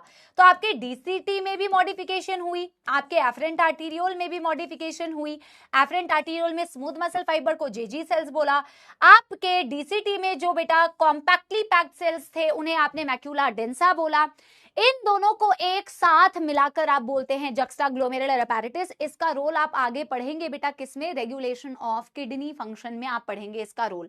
जक्स्टाग्लोमेरुलर सेल्स एक हार्मोन बनाती है जिसे बोलते हैं रेनिन, जिसका किडनी फंक्शन रेगुलेशन में बहुत इंपॉर्टेंट फंक्शन है। This was JGA. फिर आपने बोला जब आपकी अल्ट्रा फिल्टरेशन, यूरिन फॉर्मेशन में 3 स्टेप्स होते हैं, number 1 ultra filtration, number 2 reabsorption, number 3 tubular secretion. सबसे पहले जो आपने अल्ट्रा फिल्टरेशन पढ़ा, फिल्टरेशन मेम्ब्रेन आपने बनाई थी बेटा। फिल्टरेशन मेम्ब्रेन जो होती है 3 लेयर्स से आपका जो यूरिन होता है, आपका जो ब्लड होता है वो फिल्टर होता है। एक बारी देखो तो इस चीज को, 3 लेयर से बेटा आपका जो ये अल्ट्रा फिल्टरेशन होता है वो 3 लेयर से होता है। सबसे पहले बेटा आपने बनाया आपका ग्लोमेरुलस, सबसे पहले आपने बनाई है ग्लोमेरुलस जिससे आपका ब्लड आ रहा है, और आपने एक बहुत सुंदर सा डायग्राम बनाया था जिससे आपका ब्लड जो है फिल्टर आउट होगा। ग्लोमेरुलस में कौन सी एपिथेलियम बनाई होगी बेटा आपने, सिंपल स्क्वामस एपिथेलियम जिसे आप एंडोथेलियम बोलते हैं। फर्स्ट लेयर जिससे आपकी बेटा urine sorry blood filter out होगी। लो वॉइस क्या है, लो वॉइस कैसे है बेटा, वॉइस तो ठीक है ना, लो वॉइस है क्या, मैं चेक करा लेती हूँ, सबसे पहली बेटा आपकी एंडोथेलियम, मैं वॉइस चेक करा ले रही हूँ, ठीक है, चेक करा ले रही हूँ। एंडोथेलियम ऑफ बेटा योर ग्लोमेरुलस। यार आवाज बहुत कम लग रही है बच्चों को, और एसी बहुत ज्यादा है ठंडा, ठीक है। आपके एंडोथेलियम से बेटा सबसे पहले पास होगी, फिर यहाँ पे होगा बेसमेंट से पास होगी, और तीसरी लेयर थी बेटा ये पोडोसाइट्स, तीसरी लेयर थी ये podocytes. Modified simple squamous epithelium, podocytes are modified simple squamous epithelium, ठीक है। ये होती है बेटा विसरल लेयर, ठीक है। ये है आपकी पेराइटल लेयर, आपकी बोमेंस कैप्सूल जो है इसमें 2 पार्ट्स हैं, एक विसरल लेयर एक पेराइटल लेयर। पेराइटल लेयर ये वाली है बेटा बाहर की तरफ जिसमें सिंपल स्क्वामस एपिथेलियम है, ये विसरल लेयर है बेटा, विसरल लेयर में होती है आपकी पोडोसाइट्स। तो आपकी 3 लेयर्ड बनती है फिल्टरेशन मेम्ब्रेन, एक है आपकी simple squamous epithelium of glomerulus, एक है आपका बेसमेंट और एक है आपकी podocyte. 3 layers and 2 cellular layers, ठीक है। फिर बेटा आपकी अल्ट्रा फिल्टरेशन जब होती है यहाँ पे आगे, अभी आज हमें पढ़ना है कि जब ब्लड फिल्टर होता है, तो मैंने आपको लिखवाया था ओनली द प्लाज्मा पार्ट, मैंने ये लिखवाया है ना, एक बारी बता देना, only the plasma part gets filtered out, proteins filter नहीं होती है, आरबीसीज फिल्टर नहीं होती है, फॉर्म्ड एलिमेंट्स आपके फिल्टर आउट नहीं होते हैं, और ये एक पैसिव प्रोसेस होता है, ये सिर्फ प्रेशर्स की वजह से अल्ट्रा फिल्टरेशन होती है, राइट, ठीक है। आपने ये वाली बात लिखी थी ना, इट्स अ पैसिव प्रोसेस और प्लाज्मा पार्ट फिल्टर आउट होता है, ये वाली बातें लिखी थी ना। आज मैं आपको बताऊंगी जीएफआर क्या होता है, कितना ब्लड अल्ट्रा फिल्टरेशन में आया और उसमें से कितना फिल्टर हुआ, ये सारी बातें हम लिख लेते हैं, ठीक है। चलिए, ज्यादा समय तो नहीं बचा है, ठीक है, लेकिन जितना बचा है बेटा एक बारी उसे कंटिन्यू करते हैं अब हम, ठीक है। अब इसको एक बारी देखते हैं जरा, चलिए, ठीक है। देखो, अबाउट, एक लाइन लिख रही हूं बहुत important, about 1/5 of the blood, about 1/5 of the blood pumped by heart reaches the kidney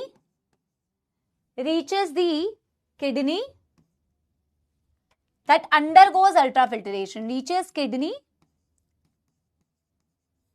that undergoes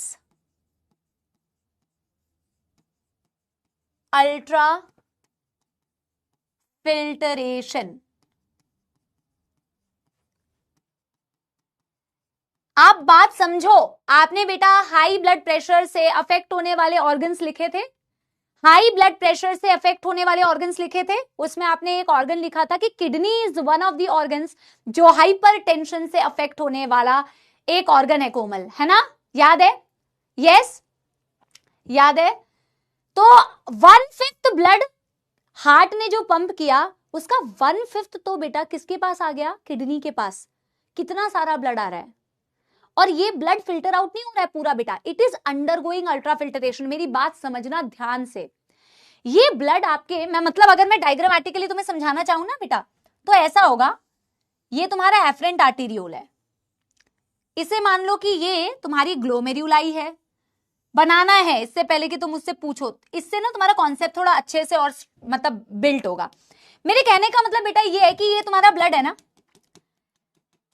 ये तुम्हारा ब्लड यहाँ पे जो आ रहा है ना बेटा, जो अभी छनेगा, छना नहीं है, जो छनेगा, जो छनेगा, ये 1/5 ब्लड है। अबाउट 1/5 का मतलब समझते हो बेटा? 1100 से 1200। बिल्कुल सही अभिराज, जसरा, ये डेटा कैसे निकाला?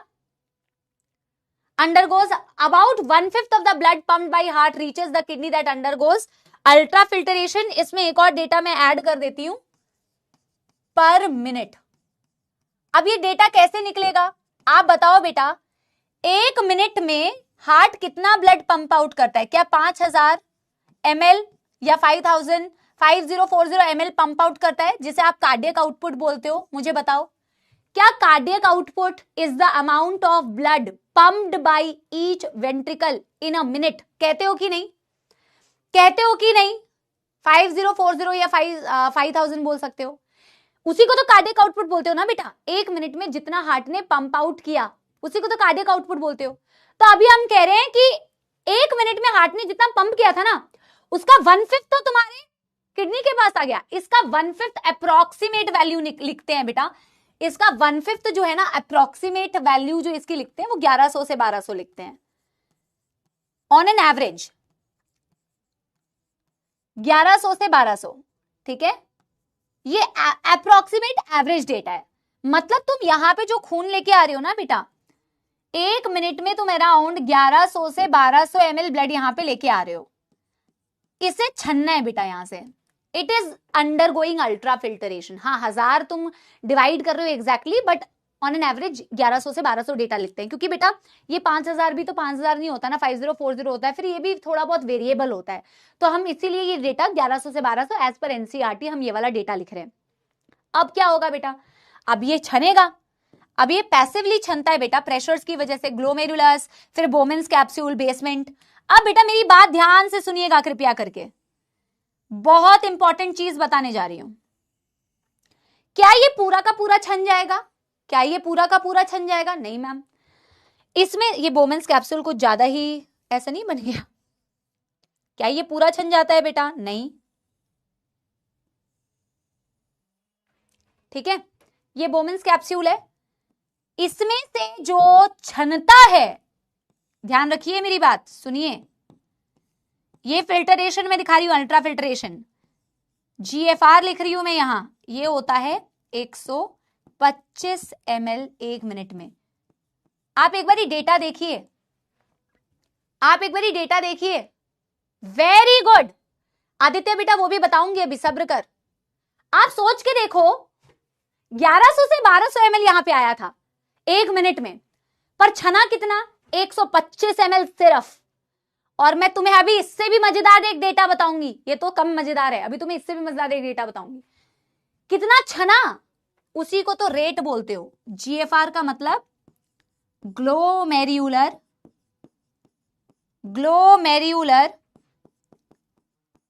Filtration rate, glomerular filtration rate, GFR star mark, glomerular filtration rate. और जब ये छन जाता है ना, आप लोगों को ये अभी तक समझ नहीं आ रहा था ना, फिल्टरेट किसे बोलते हैं? ये जो भी छनता है ना बेटा, यहां जो फ्लूइड एक्यूमुलेट होगा, जो मैं बोल रही हूं प्लाज्मा पार्ट है, जिसमें आपके फॉर्म्ड एलिमेंट्स नहीं होते, प्रोटीन्स नहीं होते, है ना, लेकिन आपके कुछ यूजफुल चीजें होती है, आयंस होते हैं, इलेक्ट्रोलाइट्स होते हैं, न्यूट्रिएंट्स होते हैं, जिन्हें तुम्हें आगे बॉडी में एब्जॉर्ब ही करना है।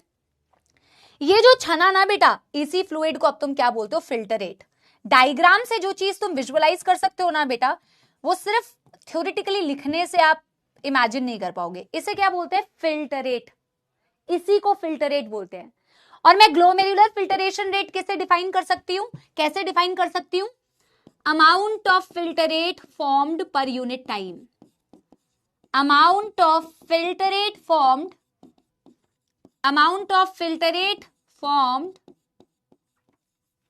Per unit time. जितना फिल्टरेट बन रहा है पर यूनिट टाइम, इसे बोलते हैं ग्लोमेरुलर फिल्टरेशन रेट। मैम इसमें कार्डियक आउटपुट कहां से आया? देव बेटा, तेरा नाम मैंने दूसरी बार देखा है, तूने नाम के आगे एम्स लगा रखा है, पर तू पढ़ नहीं रहा है, मेरे को ऐसा लग रहा है ठीक से। बेटा कार्डियक आउटपुट ऐसे आया कि कार्डियक आउटपुट क्या था? The amount of blood pumped by heart in a minute.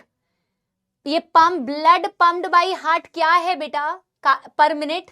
यही तो कार्डियक आउटपुट है बेटा। कहां सपने देख रहा है बेटा? हाँ, समझ रहे हो? और बेटा मैं आपको ये भी बता दूं, जो जीएफआर दिया हुआ है ना, जो 125 ml पर मिनट दिखा है, अगर तुम इसे मिनट की जगह पर यूनिट टाइम है ना, टाइम तो तुम कुछ भी ले सकते हो, आवर भी ले सकते हो, डे भी ले सकते हो, या फिर जीएफआर की वैल्यू दी जाती है कि कितना फिल्टरेट तुम्हारा एक दिन में बनता है बेटा? 180 लीटर पर डे का अगर डेटा देखोगे तो जीएफआर होता है 180 लीटर पर डे। क्या समझे मेरे सपोलो? पहले मुझे ये वाला यहां तक बताओ कि इसमें किसी को कोई दुखदर्द समस्या? हाँ, इसमें किसी को कोई दुखदर्द समस्या? यार एक पानी भिजवा दे यार। कोई दुखदर्द समस्या? हार्ट ने 1 मिनट में 5000 ब्लड को निकाला, 1 मिनट में। उस 5000 में से किडनीज के पास कितना आ रहा है? पर मिनट की बात कर रही हूं मैं। कितना आया? 1100 से 1200। उसमें से कितना छना? सिर्फ 125 ml 1 मिनट में। और तुम अगर पूरे दिन भर में देखोगे तुम्हारा फिल्टरेट कितना बनता है? 180 लीटर। चलो मैं यहीं पे तुम्हें एक मजेदार डेटा बताती हूँ। तुम खुद अभी इमेजिन करो और खुद ही बता पाओगे। देखो तुम्हारे नेफ्रॉन्स में, मैं बोल रही हूं, 180 लीटर फिल्टरेट आ रहा है एक दिन में। क्या तुम 180 लीटर यूरिन निकालते हो क्या बाहर? यूरिन तो सब अपना अपना पर्सनल जानते ही है बेटा, हैं? जल्दी बताओ, क्या तुम 180 लीटर यूरिन कभी भी निकालते हो? कतई नहीं निकालते हो बेटा। 99% इसका तुम वापस बॉडी में रीअब्सॉर्ब कर लेते हो। इसका सिर्फ मात्र 1% इसका रिलीज करते हो। 1 से 1.5 लीटर होता है हमारा यूरिन पर डे, सिर्फ 1 से 1.5 लीटर, जिसमें तुम यूरिया को एलिमिनेट करते हो। सिर्फ 1 से 1.5 लीटर। बाकी सारा, अरे यार पैर में देयर वाज सम रिएक्शन, समझे मेरी बात? बाकी सारा कहां गया? बाकी सारा तुम बेटा नेफ्रॉन से रीअब्सॉर्ब कर लेते हो। अभी मैं तुम्हें बताऊंगी,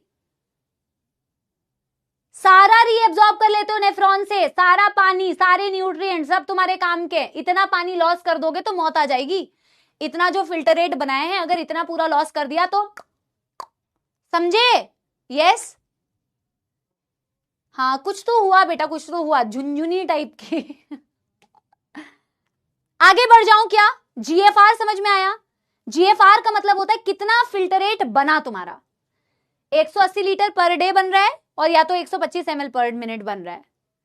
ठीक है, ये तुम्हारे अल्ट्रा फिल्टरेशन से रिलेटेड पॉइंट्स है। सिर्फ प्लाज्मा पार्ट फिल्टर हुआ, फलाना ढिमकाना, वो सब तुम लिख चुके हो। अब सेकेंड वाला पार्ट जो मैं तुम्हें अभी बता रही थी कि सारी चीजें तो रीअब्सॉर्ब कर लेते हो बेटा, अभी तुम कैसे रीअब्सॉर्प्शन करोगे, वही तो कॉन्सेप्ट है। Second step of urine formation is reabsorption. Urine से ग्लूकोज तो नहीं निकालोगे, यूरिन से अमीनो एसिड्स भी नहीं निकालोगे, इंपॉर्टेंट न्यूट्रिएंट्स को भी नहीं निकालोगे, वो तो तुम्हें बेटा रीअब्सॉर्ब करना पड़ेगा। अगर निकलने लग जाए ग्लूकोज यूरिन में से तो दुख दर्द और समस्या आ जाएगी, डायबिटीज। नहीं तो कंप्लीटली रीअब्सॉर्ब कर लेते हो। इस फिल्टरेट में ग्लूकोज भी है, इस फिल्टरेट में अमीनो एसिड्स भी हैं, इसमें सोडियम, पोटेशियम, क्लोराइड, यूरिया, बहुत सारी चीजें हैं जिस जो कि कुछ कुछ तुम्हारे काम की है, जो तुम्हें रीअब्सॉर्ब करनी है, और जो तुम्हारे काम की नहीं है उसे तुम्हें बॉडी से रिमूव करना है। ठीक है, ठीक है, हाँ, यस।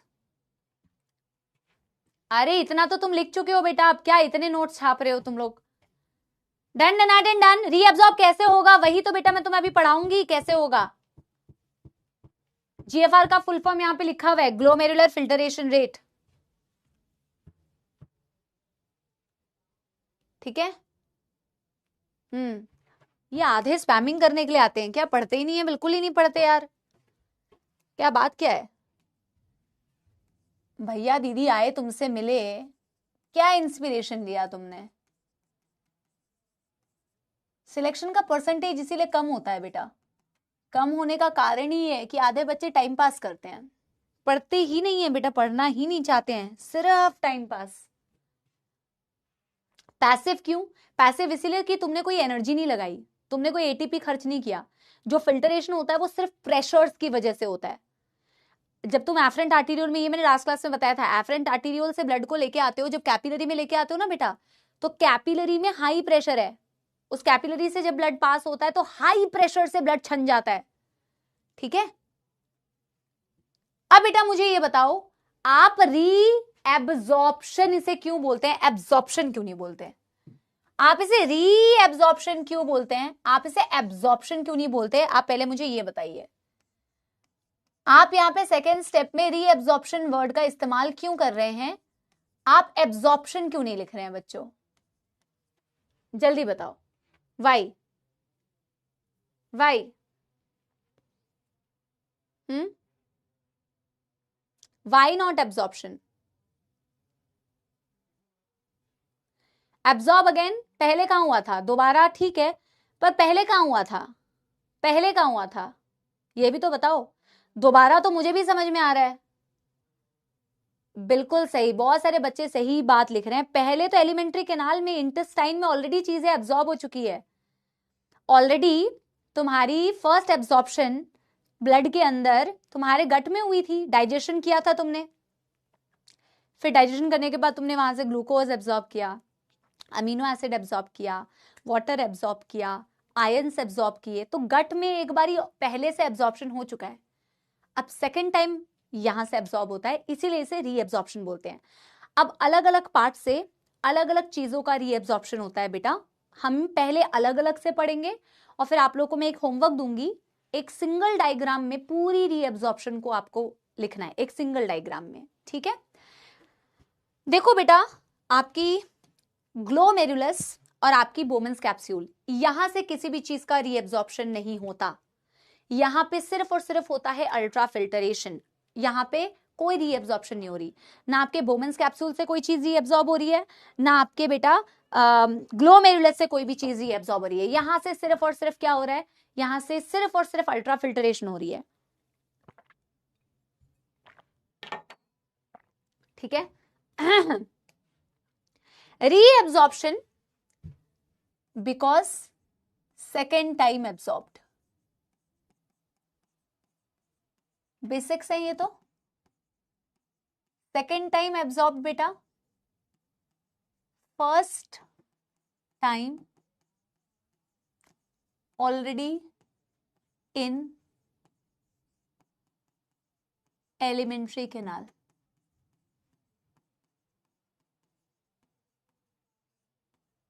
स्टमक से भी करते हो कुछ चीजों को एब्जॉर्ब, इंटेस्टाइन से भी करते हो, स्मॉल लार्ज, है ना? हाँ प्रांजल बेटा, बिल्कुल सही।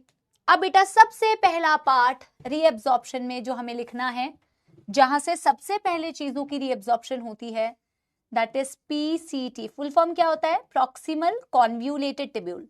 तो पहले इसकी छवि बनाते हैं बेटा, एक ड्राइंग बनाते हैं, ड्राइंग से ही सारी चीजें हम देखेंगे बेटा। पीसीटी बना लेते हैं, ऐसे ऐसे पीसीटी बना लेते हैं और फिर डायग्राम से ही सारी चीजों को समझते हैं। और लास्ट में तुम्हें ना बेटा इन्हीं सारे डायग्राम को एक साथ कंपाइल करना है। किसी को याद है पीसीटी में कौन सी एपिथेलियम? किसी को याद है पीसीटी में कौन सी एपिथीलियम होती है? विच एपिथीलियम इन पीसीटी? विच एपिथीलियम इन पीसीटी? जल्दी जल्दी बताओ। क्यूबॉइडल सिर्फ बोलोगे तो गलत हो जाएगा नलायकों। 100 बार बता चुकी हूं, क्यूबॉइडल में वेरिएशन सेसिलिएटेड भी होती है, क्यूबॉइडल ब्रश बॉर्डर्ड भी होती है, सिंपल क्यूबॉइडल भी होती है। जितने भी बच्चों ने क्यूबॉइडल आंसर दिया ना उनको माइनस मार्क्स मिलते हैं। आप बोलो ब्रश बॉर्डर्ड क्यूबॉइडल, सिर्फ क्यूबॉइडल बोलोगे तो बिल्कुल ही 0 अंडा मिलेगा। ये मैं कौन सी एपिथीलियम बना रही हूं? ये मैं बना रही हूं ब्रश बॉर्डर्ड क्यूबॉइडल एपिथीलियम। क्या बनाया है ये मैंने? ब्रश बॉर्डर्ड क्यूबॉइडल, क्योंकि PCT is lined by brush bordered cuboidal epithelium. सारा बनाने की कोई जरूरत नहीं है, इतनी पेंटिंग करने की। सिंपल सी बात मुझे इस डायग्राम से देख के ये समझ में आ रही है कि यहाँ पे जो एपिथीलियम होती है वो ब्रश बॉर्डर्ड क्यूबॉइडल एपिथीलियम होती है। ठीक है, तो मैं यहां पे लिख दूंगी पहली बात तो it is lined by, it is lined by, और ये सबसे इंपॉर्टेंट है out of all the parts बेटा। It is lined by brush bordered, BORDERED, brush bordered cuboidal epithelium.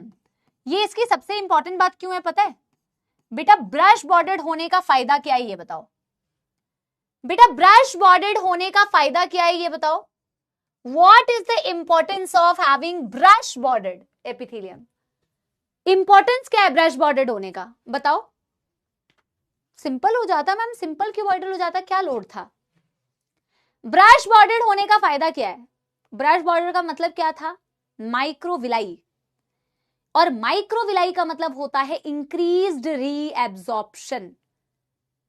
ज्यादा से ज्यादा रीएब्जॉर्प्शन होता है, increase surface area, more surface area for reabsorption. आप देखोगे पूरे नेफ्रॉन में हाईएस्ट रीएब्जॉर्प्शन अगर कहीं से होती है तो वो होती है आपके प्रॉक्सिमल कॉन्व्यूलेटेड टिब्यूल से, highest, because it has brush bordered cuboidal epithelium. Highest, जब व्हेन आई से हाईएस्ट, सबसे पहले तो मैं बेटा यहां से चीजों की रीएब्जॉर्प्शन को दिखाती हूं। जैसे आप यहां से एब्जॉर्ब करते हो ग्लूकोज, यहां से आपने एब्जॉर्ब किया अमीनो एसिड्स, लिखते जाओ। एरो की डायरेक्शन को कृपया करके ध्यान से देखें, यहां पे एरो की डायरेक्शन भी बहुत इंपॉर्टेंट है।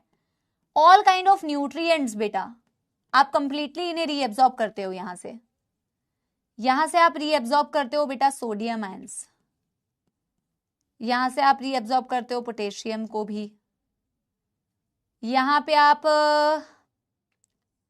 रीएब्जॉर्ब करते हो आयंस लाइक क्लोराइड, क्या बोलते हैं यूरिया। बच्चों को यहाँ पे कंफ्यूजन होती है, अभी बताती हूँ।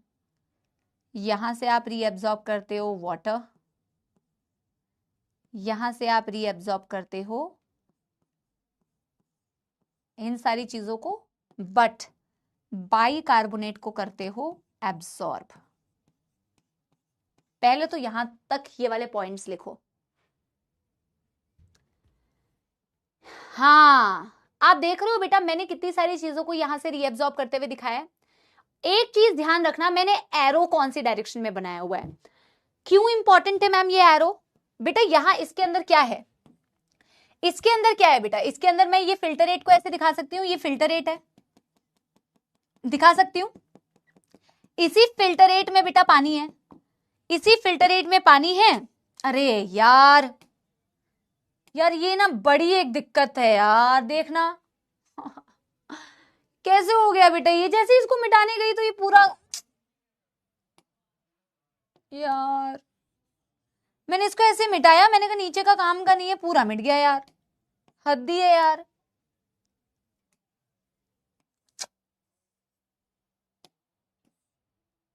वापस से बेटा मुझे एरोज दिखाने पड़ेंगे यार।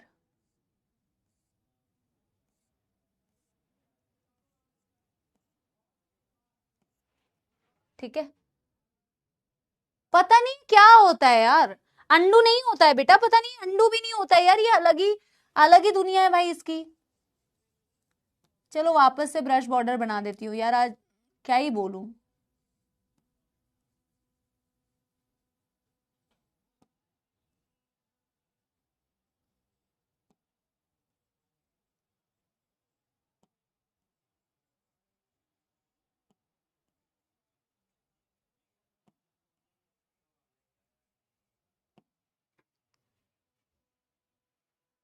कोई नहीं, अभी देखो बेटा, मैंने क्या बोला था कि इसके अंदर जो सामान था इसे फिल्टरेट बोला। मैंने एरो की डायरेक्शन इंपॉर्टेंट क्यों बोली है? एरो की डायरेक्शन इंपॉर्टेंट इसीलिए बोल रही है क्योंकि बेटा जितनी भी चीजें आप एब्जॉर्ब या रीएब्जॉर्ब कर रहे हो, आप इसी फिल्टरेट में से कर रहे हो। ध्यान देना, इसके अंदर क्या है बेटा? इसके अंदर फिल्टरेट है। फिल्टरेट में ही तो ग्लूकोज है, अमीनो एसिड्स है, सारे न्यूट्रिएंट्स है, इलेक्ट्रोलाइट्स है, यूरिया है, सारी चीजें इसी फिल्टरेट में से है। तो जब मैं फिल्टरेट से किसी भी चीज को रीअब्सॉर्ब करती हूं तो बेटा हमेशा एरो ऐसे दिखाया जाता है। इसका मतलब है कि मैंने फिल्टरेट में से चीजों को रीअब्सॉर्ब किया। इसका मतलब है मैंने फिल्टरेट में से चीजों को रीअब्सॉर्ब किया। दिस एरो इंडिकेट्स कि कुछ सामान फिल्टरेट में था, मैंने फिल्टरेट से उस सामान को खींच लिया, रीअब्सॉर्ब या एब्सॉर्ब कर लिया। इसमें ध्यान क्या देना है बेटा?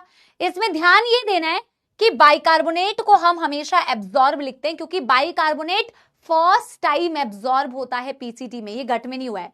एनसीईआरटी अभी मैं तुम्हें जब रीड कराऊंगी तो तुम देखना, आपका जो बाइकार्बोनेट होता है, ये बाइकार्बोनेट के लिए हम रीएब्सॉर्प्शन नहीं लिखते हैं, it is absorbed for the very first time in the PCT and it is reabsorbed बेटा in the DCT।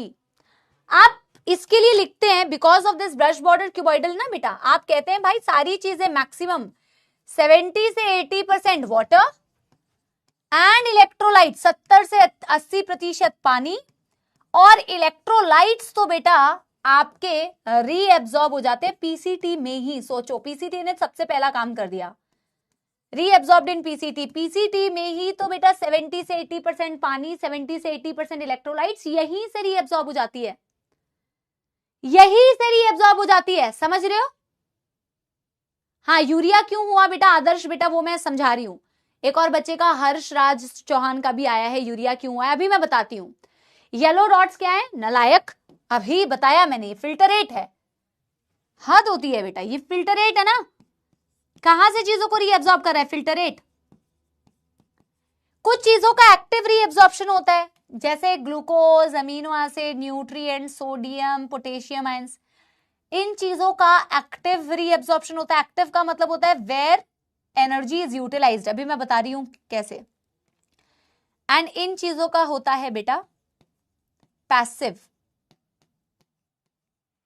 ठीक है, कुछ बच्चे पूछ रहे हैं मैम यूरिया का क्यों रीअब्सॉर्प्शन होता है, अभी मैं समझाती हूं। ठीक है, आप देखोगे बेटा आपकी जैसे ग्लूकोज हो गई, आपके जैसे अमीनो एसिड्स हो गई, ये कंप्लीटली रीअब्सॉर्ब हो जाती है, 100% रीअब्सॉर्ब होती है, और ये होनी भी चाहिए अनटिल एंड अनलेस आप बीमार हो, अनटिल एंड अनलेस आप डायबिटीज से सफर कर रहे हो तो आपकी यूरिन में से ग्लूकोज बाहर आता है। नॉर्मल सिचुएशन में यूरिन में से ग्लूकोज कभी बाहर नहीं आता। ठीक है, एक्टिव और पैसिव वैसे बेटा हमेशा ऐसे बोला जाता है जब, फॉर एग्जाम्पल मैं तुम्हें साइड में एक छोटा सा कंसेप्ट समझा दे रही हूं। एक्टिव और पैसिव का कॉन्सेप्ट क्या होता है? जब कोई चीज बेटा यहां पे हाई कॉन्सेंट्रेशन में है, कोई भी एक्स अमाउंट की, एक्स सब्सटेंस की मैं बात कर रही हूं, ये एक्स सब्सटेंस बी वाले मीडियम में बहुत ज्यादा है और ये एक्स सब्सटेंस जो है ए वाले मीडियम में इसका अमाउंट कम है। अगर मुझे इस एक्स सब्सटेंस को ए से बी की दिशा में भेजना है तो मुझे हमेशा एटीपी का इस्तेमाल करना पड़ेगा, क्योंकि जहां पे ये ऑलरेडी हाई है मैं उसी डायरेक्शन में इसे भेज रही हूं। ये बेसिक एक्टिव और पैसिव का कॉन्सेप्ट बता रही हूं जिसको बिल्कुल नहीं पता है। एक्टिव का मतलब होता है जो चीज ऑलरेडी बेटा यहां पे ज्यादा है ना, मैं वहीं पे धक्का लगा रही हूं, मुझे एफर्ट्स मारने पड़ेंगे यार, वो जाना नहीं चाह रहा है क्योंकि वहां पे ऑलरेडी। पैसिव का मतलब होता है अगर मैं यहां से यहां चीजों को भेजती ना बेटा तो आसानी से चली जाती, high to low concentration, high to low concentration चीजें पैसिवली चली जाती है, अपने आप चली जाती है। बट लो से हाई कॉन्सेंट्रेशन में उस सब्सटेंस को भेजने में you will always need to put. हाँ रुपेश सर, ओपी पढ़ाया रुपेश सर ने बेटा। अरे दीवाने यार, कैसी बातें करते हो दीवाने। चलो ठीक है, अभी सर से कंप्लेन करती हूँ कि बच्चे आपका पढ़ाया हुआ, यार ये क्या हो रहा है बेटा। I think there is some problem with my leg. ठीक है, तुम झीन टपाक छम छम फम फम तो नहीं कर रहे हो। हाँ समझे? यस एवरीबॉडी, कोई दुखदार समस्या तो नहीं। एक्टिव और पैसिव का कॉन्सेप्ट तो पता ही है तुम्हें, against the concentration gradient and towards the concentration gradient. ठीक है, अब देखो ये तो समझ में आता है मैम कि ग्लूकोज का हमने रीअब्जॉर्प्शन किया, अमीनो एसिड्स का किया, न्यूट्रिएंट्स का किया, पॉजिटिव आयंस का तुम देख रहे हो हम एक्टिव कर रहे हैं, क्लोराइड आयंस नेगेटिव में, इसका हम पैसिव कर रहे हैं। बच्चों का सवाल आता है पानी तो करेंगे ही करेंगे, ये तो कोई डाउट ही नहीं कि पानी का रीअब्जॉर्प्शन क्यों है। बच्चों का क्वेश्चन आता है यूरिया, तो अब मैं यूरिया पे तुम्हें पहले थोड़ा सा ज्ञान दे देती हूँ। और यूरिया का एब्जॉर्प्शन पैसिव क्यों हो रहा है, आप खुद सोच के देखो बेटा। आप इन चीजों के रीअब्जॉर्प्शन कर कहाँ रहे होते हो, आप इन चीजों का रीअब्जॉर्प्शन कर कहाँ रहे होते हो, कहाँ कर रहे होते हो, ब्लड में ही कर रहे होते हो। इसके अराउंड ब्लड कैपिलरीज हैं या नहीं है, पेरीटिब्यूलर कैपिलरीज हैं इसके अराउंड। और पेरीटिब्यूलर कैपिलरीज में क्या भरा हुआ है, ब्लड भरा हुआ है। तुम्हारे उस ब्लड में अगर तुम एक्सक्रीटरी प्रोडक्ट देखोगे, जो मेनली क्या है, यूरिया है। आप या तो यहाँ पे यूरिया की जगह एक्सक्रीटरी प्रोडक्ट लिख सकते हो या तो यूरिया लिख सकते हो। इसके आसपास जो चारों ओर ब्लड कैपिलरी है जिसमें ब्लड है, उसमें यूरिया का कॉन्सेंट्रेशन कैसा है बेटा, कम है या ज्यादा, जल्दी बताओ। मैं इसे बनाना मत, ये मैं तुम्हें सिर्फ ऐसे समझाने के लिए बता रही हूँ, इसे बनाना मत जो मैं यहाँ पे बना रही हूँ। ये पेरीटिब्यूलर कैपिलरी है, ये पेरीटिब्यूलर कैपिलरी है जिसमें तुम्हारा ब्लड है। इसमें भी कुछ अमाउंट में तुम्हारा एक्सक्रीटरी प्रोडक्ट है, बट बहुत ज्यादा नहीं है क्योंकि तुम फिल्टर कर रहे हो ना। ठीक है, यहां पे भी तुम्हारा कुछ अमाउंट में एक्सक्रीटरी प्रोडक्ट होता है जैसे यूरिया होता है, बट उतना ज्यादा नहीं होता है ना, उतना ज्यादा नहीं होता, इट इज लेस कॉन्सेंट्रेशन। तुम यूरिया को यहां से, जो तुम्हारा फिल्टर रेट है ना उसमें बहुत ज्यादा यूरिया है, यहाँ पे बहुत ज्यादा यूरिया है, इसको तुम यूरिया को यहां से यहां जो भेजोगे ना बेटा, बहुत आसानी से भेज सकते हो क्योंकि तुम्हारा जो इसके अराउंड कैपिलरी नेटवर्क है उसमें यूरिया बहुत कम है। तो हाई टू लो कॉन्सेंट्रेशन एक तो पैसिवली चली आती है। पर करते क्यों हो मैम, करना क्यों जरूरी है? करना इसीलिए जरूरी है बेटा क्योंकि जरूरी नहीं है, हर चीज की एक थ्रेशोल्ड वैल्यू होती है। इस कॉन्सेप्ट को समझना बेटा, मेरी इस कॉन्सेप्ट को समझना। पैसिव क्यों है ये तो तुम्हें पता चल गया, हाई टू लो कॉन्सेंट्रेशन जा रही है, पर कर क्यों रहे हैं ये है तुम्हारा सवाल। हर एक सब्सटेंस की आपके ब्लड के अंदर एक थ्रेशोल्ड वैल्यू होती है, कॉन्सेप्ट है बेटा समझना। जैसे हम बोलते हैं हमारी एक थ्रेशोल्ड वैल्यू होती है, हम तुम्हारी स्पैमिंग कितनी देर तक झेल सकते हैं, तो मेरी एक थ्रेशोल्ड वैल्यू भाई, इसके बियॉन्ड अगर तुमने बकवास करी तो भाई अब मैं तुम्हारी चैट्स ऑफ कर दूंगी, समझ रहे हो। मेरी एक थ्रेशोल्ड लिमिट है मेरी एक। तुम ग्लूकोज को रीअब्सॉर्ब कर रहे हो, ग्लूकोज की रीअब्सॉर्प्शन की भी वैसे लिमिट होती है, अमीनो एसिड्स लिमिट होती है, किसी भी सब्सटेंस को जो तुम रीअब्सॉर्ब कर रहे हो, ऐसा नहीं है तुम्हारे ब्लड में जितना मर्जी ग्लूकोज है, आजा मैम ने कहा 100% रीअब्सॉर्ब होता है तो 100% रीअब्सॉर्ब हो जाएगा मैम, चाहे जितना मर्जी ब्लड में ग्लूकोज हो। ऐसा नहीं होता है, ऐसा नहीं होता है, समझना मेरी बात, समझना मेरी बात बेटा, है ना। अरे यार सुन लो भाई, हर चीज की एक थ्रेशोल्ड वैल्यू होती है। जब जिस पेशेंट को डायबिटीज होता है ना बेटा, उसके ब्लड में इतना ज्यादा ग्लूकोज होता है कि तुम उसको अगर फिल्टर करके लेके जाओगे, फिल्टरेट बनाओगे, तो इसका मतलब नहीं है कि फिर उसका भी ग्लूकोज 100% रीअब्सॉर्ब हो जाएगा, क्योंकि आपने बताया था यार एक थ्रेशोल्ड के बियॉन्ड तुम रीअब्सॉर्ब नहीं कर सकते, और जब उसके बियॉन्ड तुम रीअब्सॉर्ब नहीं कर सकते तो जो बचा हुआ एक्स्ट्रा अमाउंट होगा वो यूरिन में से पास होगा, जो मैं आगे तुम्हें पढ़ाऊंगी। बेटा तुम्हें कॉन्सेप्ट समझ आ रहा है कि नहीं, ये बता दो यार, बताओ ना यार। हाँ तुम्हें कॉन्सेप्ट समझ में आ रहा है। तो यूरिया की भी कुछ थ्रेशोल्ड होती है, आपके ब्लड में यूरिया भी कुछ अमाउंट में प्रेजेंट होता है, जीरो नहीं होता है बेटा, जीरो नहीं होता है, उसकी भी थ्रेशोल्ड होती है। तो बहुत माइन्यूट क्वांटिटी में रीअब्सॉर्ब होता है पर जीरो नहीं होता है, इसीलिए तुम एक्सक्रीटरी प्रोडक्ट को यहाँ पे रीअब्सॉर्ब करते हुए दिखाते हो। तो यूरिया का स्मॉल अमाउंट, ऐसा नहीं है जितना तुम ग्लूकोज कर रहे हो उतना ही तुम यूरिया कर रहे हो, यूरिया को तो तुम्हें एलिमिनेट करना है, तो यूरिया बहुत ज्यादा नहीं होती है, बट इसकी अपनी एक थ्रेशोल्ड होती है, समझ गए। यस इस चीज को ना मैं थोड़ा सा लिख देती हूँ ताकि तुम्हें ना ये कॉन्सेप्ट, तुम्हें ये डाउट ना रहे कि यूरिया क्यों रीएब्सॉर्ब हुआ। ठीक है, तो मैं यहाँ पे एक छोटा सा पॉइंट बना के लिखती हूं, every substance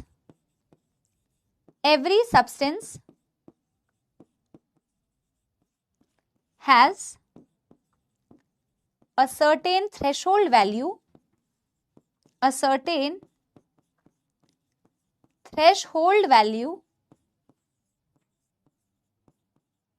in the blood, and beyond that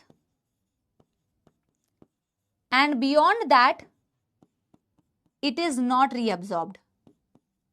It is not reabsorbed. एक लिमिट है, थ्रेशोल्ड वैल्यू का मतलब बेटा एक लिमिट है उसकी रीएब्सॉर्ब होने की, उतना तो रीएब्सॉर्ब होगा ही, उसके बियॉन्ड बेटा वो रीएब्सॉर्ब नहीं होगा, उसके बियॉन्ड बेटा वो रीएब्सॉर्ब नहीं होगा। क्या मेरी बात समझ में आ गई मेरे प्यारे प्यारे जक्सेनरे सपोलो को? तुम पढ़ाई कैसे करोगे बेटा? तुम इतनी स्पैमिंग करते हो, तुम क्या ही पढ़ाई करोगे बेटा? हाँ,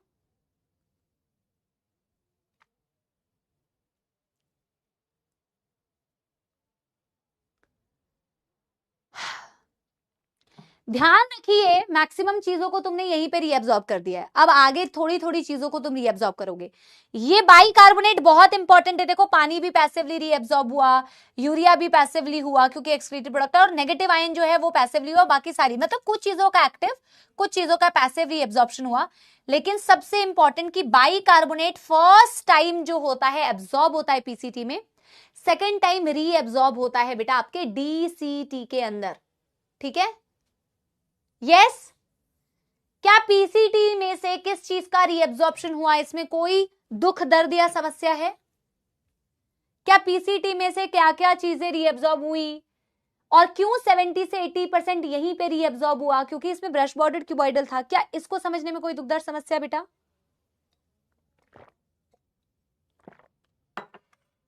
अगला पार्ट आता है आपका सबसे इंपॉर्टेंट पार्ट, पता है क्यों? Loop of Henley. एक तो सारे नेफ्रॉन्स का लूप ऑफ हेनले लंबा नहीं होगा, जक्स्टा मेड्यूलरी नेफ्रॉन्स थी बेटा जिनका लूप ऑफ हेनले लॉन्ग था। और आप पता है आपको बेटा, कई सारे एनिमल्स होते हैं जिनको इतनी बड़ी लूप ऑफ हेनले की जरूरत नहीं होती है, जिनको पानी ज्यादा रीअब्सॉर्ब नहीं करना है, पर हमें करना है। हम मैमल्स हैं और हमें बहुत ज्यादा पानी को रीअब्सॉर्ब करने की जरूरत पड़ती है क्योंकि हम टेरेस्ट्रियल मैमल्स हैं and we can not afford to lose a lot of water, है ना? ठीक है, अभी देखो पीसीटी में से तो हमने कुछ कुछ चीजों का एक्टिव, कुछ कुछ चीजों का पैसिव और कुछ कुछ चीजों का रीअब्सॉर्प्शन किया। अब बात करते हैं बेटा सेकंड पार्ट की, जिसे हम आपने बोला लूप ऑफ हेनले, जिसमें thin part of loop of Henley भी होता है, thick part of loop of Henley भी होता है।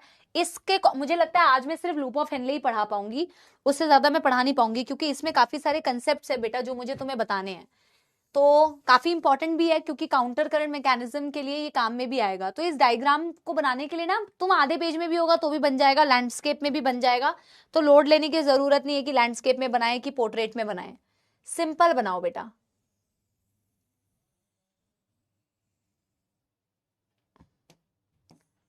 जैसे है पेज में स्पेस वैसे बनाओ, ठीक है? इतनी कोई बहुत, अरे भाई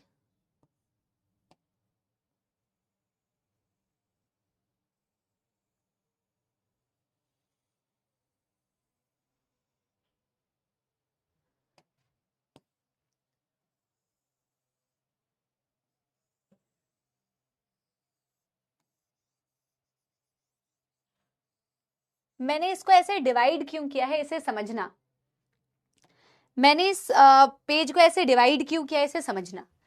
ये लूप ऑफ हेनले है, ये कॉर्टेक्स वाला हिस्सा है बेटा आपके किडनीज का, और ये कौन सा वाला हिस्सा है बेटा? ये है मेड्यूला वाला हिस्सा आपके किडनी का।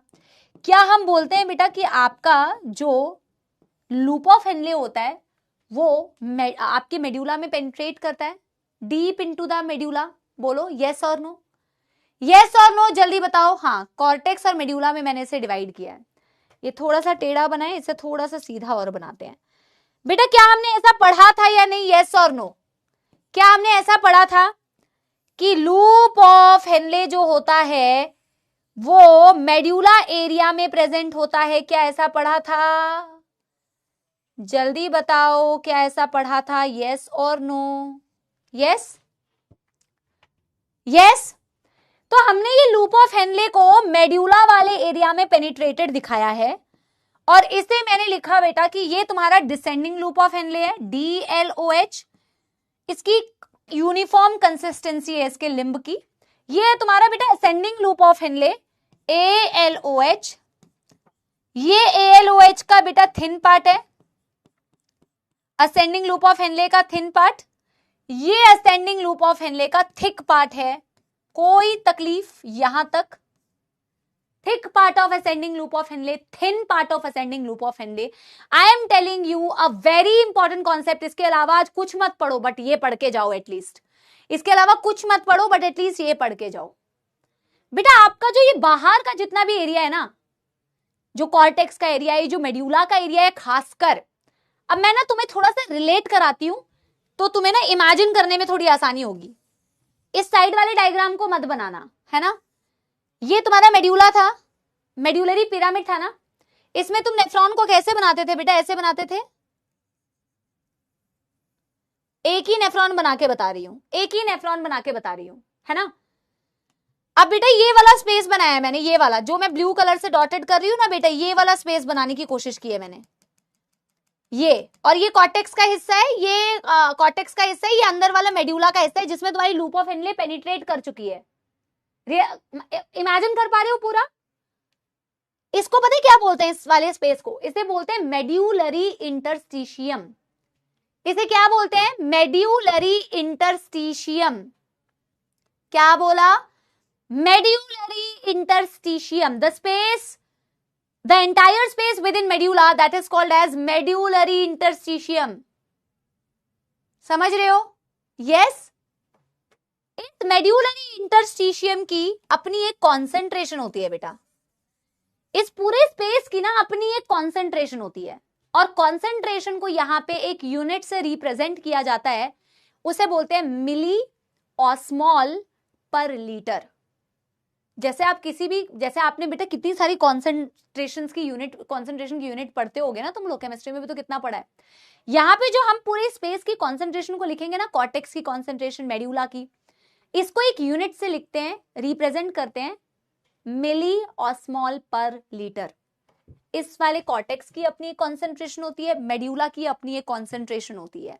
ठीक है, ये जो एंटायर स्पेस है, और मैं इसे लिखवा भी दूंगी बेटा, मिली ऑस्मोल पर लीटर, इसकी फुल फॉर्म में साइड में लिख दूंगी। और जब आप सबसे अंदर मेड्यूला में जाते हैं, जिसे बोला जाता है इनर मेड्यूला, ये सबसे इनर वाली मेड्यूला है। मेड्यूला तो ऊपर से चालू हो गई है, ये भी मेड्यूला है, ये भी मेड्यूला है, ये भी मेड्यूला है, बट ये सबसे अंदर वाली मेड्यूला है। इसकी जो कॉन्सेंट्रेशन होती है वो होती है 1200 मिली ऑस्मॉल पर लीटर। ठीक है, समझ रहे हो? यहां पे मैं ये मेंशन कर देती हूं, यहां पे नहीं बेटा, मैं नेक्स्ट पेज में मेंशन कर दूंगी। मैं नेक्स्ट पेज में मेंशन कर दूंगी बेटा, milli osmole per litre, M for milli, OSM osmole per litre, milli osmole per litre. समझ रहे हो मेरी बात? यस। ये क्या है मैम? ये कॉन्सेंट्रेशन है यार। जैसे फॉर एग्जाम्पल मैंने तुम्हारे पानी में, फॉर एग्जाम्पल मैं समझा रही हूं, ठीक है, पानी में 1 चम्मच नमक मिलाया और एक में मैंने 10 चम्मच नमक मिला दिया, तो नमक की जो कॉन्सेंट्रेशन है वो किसमें ज्यादा है बेटा? सॉल्यूट की जो मतलब कॉन्सेंट्रेटेड फ्लूइड कौन सा दिख रहा है तुम्हें? कौन सा ज्यादा कॉन्सेंट्रेटेड? सेम अमाउंट ऑफ मैंने सॉल्वेंट लिया है, पानी लिया है, जिसमें ज्यादा नमक मिला है वो ज्यादा कॉन्सेंट्रेटेड होगा। हाँ या ना? हाँ या ना बेटा? जिसमें 10 चम्मच मिला है, सॉल्वेंट सेम है। ठीक है, यहां पे मैं बेटा इस स्पेस की कॉन्सेंट्रेशन की बात कर रही हूं, इस पूरे स्पेस की कॉन्सेंट्रेशन की बात कर रही हूं। इसे कॉर्टेक्स का कॉन्सेंट्रेशन बोल रही हूं, इसे मैं बोल रही हूं बेटा मेड्यूला का कॉन्सेंट्रेशन। इसे मेड्यूलरी इंटरस्टिशियम भी बोला जाता है। इस पूरे स्पेस को क्या बोला जाता है? इस एंटायर स्पेस को बोला जाता है medullary interstitium. Entire space is called as medullary interstitium. आगे आप पढ़ोगे ये जो आपने मेड्यूलरी इंटरस्टिशियम की कॉन्सेंट्रेशन लिखी हुई है ना, ये अपने आप से ऐसे कॉन्सेंट्रेटेड मेंटेन नहीं होती है। कुछ इलेक्ट्रोलाइट्स होते हैं जो इसकी कॉन्सेंट्रेशन को मेंटेन करते हैं, जो मैं आगे तुम्हें पढ़ाऊंगी। आप देखोगे कॉर्टेक्स वाले एरिया की कॉन्सेंट्रेशन 300 मिलीऑस्मोल पर लीटर है। नीचे आते आते कॉन्सेंट्रेशन बढ़ती है बेटा, 300, 400, 500, 600, 700, 800, 900, 1000, 1100, 1200। ये नीचे आते आते मेड्यूला के अंदर आपको अंदर की कॉन्सेंट्रेशन, अंदर की ऑस्मोलैरिटी, कॉन्सेंट्रेशन इज बेसिकली आप यहाँ पे ऑस्मोलैरिटी कह सकते हैं, ज्यादा दिखेगी नीचे आते होता है। इसका कारण है ऐसा क्यों दिखता है ये मैं आपको अभी समझाऊंगी। यहां तक किसी को कोई दुख दर्द समस्या की? ये क्या लिखा हुआ है हमने, ये इनकी कॉन्सेंट्रेशन लिखी हुई है, ऑस्मोलैरिटी लिखी हुई है, ये इनकी कॉन्सेंट्रेशन लिखी हुई है मैंने, या ऑस्मोलैरिटी लिखी हुई है। Osmolarity is basically the concentration बेटा।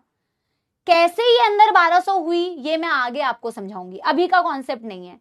ऊपर क्यों 300 है, नीचे क्यों 1200 है, ये नीचे हाई ऑस्मोलैरिटी कैसे है, इतना ज्यादा कॉन्सेंट्रेटेड कैसे बना, ये बाद की बात है। कोई प्रॉब्लम यहां तक बेटा? कोई प्रॉब्लम? कोई प्रॉब्लम? अब बेटा देखो, डिसेंडिंग लूप ऑफ हेनले में फिल्टर रेट है, मैं फिल्टर रेट को येलो या ऑरेंज कलर से दिखाती हूं, ठीक है। इसमें भी फिल्टर रेट भरा हुआ है। डिसेंडिंग लूप ऑफ हेनले से फिल्टर रेट नीचे आ रहा है, असेंडिंग लूप ऑफ हेनले से फिल्टर रेट ऊपर जा रहा है। जा रहा है कि नहीं? डिसेंडिंग लूप ऑफ हेनले से फिल्टर रेट की डायरेक्शन नीचे की दिशा में, डिसेंडिंग लूप ऑफ हेनले से फिल्टर रेट की डायरेक्शन नीचे की दिशा में,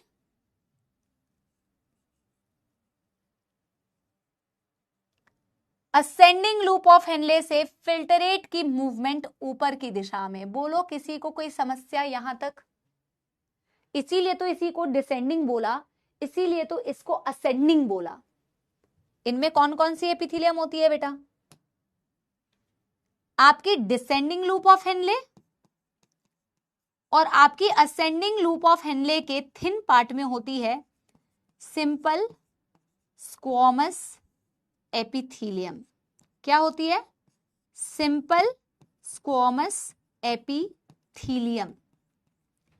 और आपकी थिक पार्ट पे असेंडिंग लूप ऑफ हेनले के होती है सिंपल क्यूबॉइडल एपिथेलियम। पहले तो मैं आपको बता दूं, ये वाली एपिथेलियम एनसीईआरटी में मेंशन्ड नहीं है, ये वाली एपिथेलियम एनसीईआरटी में मेंशन्ड नहीं है।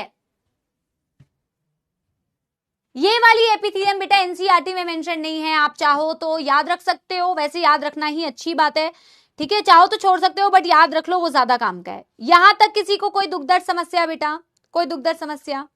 अब फिल्टर रेट जैसे जैसे डिसेंडिंग लूप ऑफ हेनले से नीचे पास होगा तो क्या होगा, और फिल्टर रेट जैसे जैसे असेंडिंग लूप ऑफ हेनले से पास होगा तो क्या होगा? अब समझो मेरी बात। जो फिल्टर रेट आपका बेटा पीसीटी में था, यानी कि यहां था, जो फिल्टर रेट आपका बेटा पीसीटी के अंदर था, यहां से तुमने 70 से 80% इलेक्ट्रोलाइट, 70 से 80% पानी तुमने रीअब्सॉर्ब कर लिया। इस फिल्टर रेट की भी तो अपनी कोई कॉन्सेंट्रेशन होगी ना। जैसे बाहर के स्पेस की तुमने कॉन्सेंट्रेशन लिख रखी है, वो कॉन्सेंट्रेशन ऐसी क्यों है वो तो मैं बाद में बताऊंगी। पर जैसे तुमने कॉर्टेक्स में 300 लिखा है, नीचे आते आते तुमने बेटा उस स्पेस की कॉन्सेंट्रेशन बढ़ा दी, 1200 कर दी। वैसे ही जो तुम्हारा फिल्टर रेट बना है ना बेटा, यहाँ पे जो फिल्टर रेट है इसकी भी अपनी कॉन्सेंट्रेशन होती है। पीसीटी में जो फिल्टर रेट रहता है उसकी कॉन्सेंट्रेशन होती है 300 मिलीऑस्मोल, जितनी तुम्हारे कॉर्टेक्स में थी। ये फिल्टर रेट जो यहाँ पे होता है इसकी कॉन्सेंट्रेशन होती है 300 मिलीऑस्मोल पर लीटर। ये याद रखना है कॉन्सेंट्रेशन, क्योंकि आगे जब मैं आपको काउंटर करंट मैकेनिज्म पढ़ाऊंगी, जब मैं आगे आपको काउंटर करंट मैकेनिज्म पढ़ाऊंगी तो ये सारे बेटा वहां पे मेंशन्ड है ये डेटा।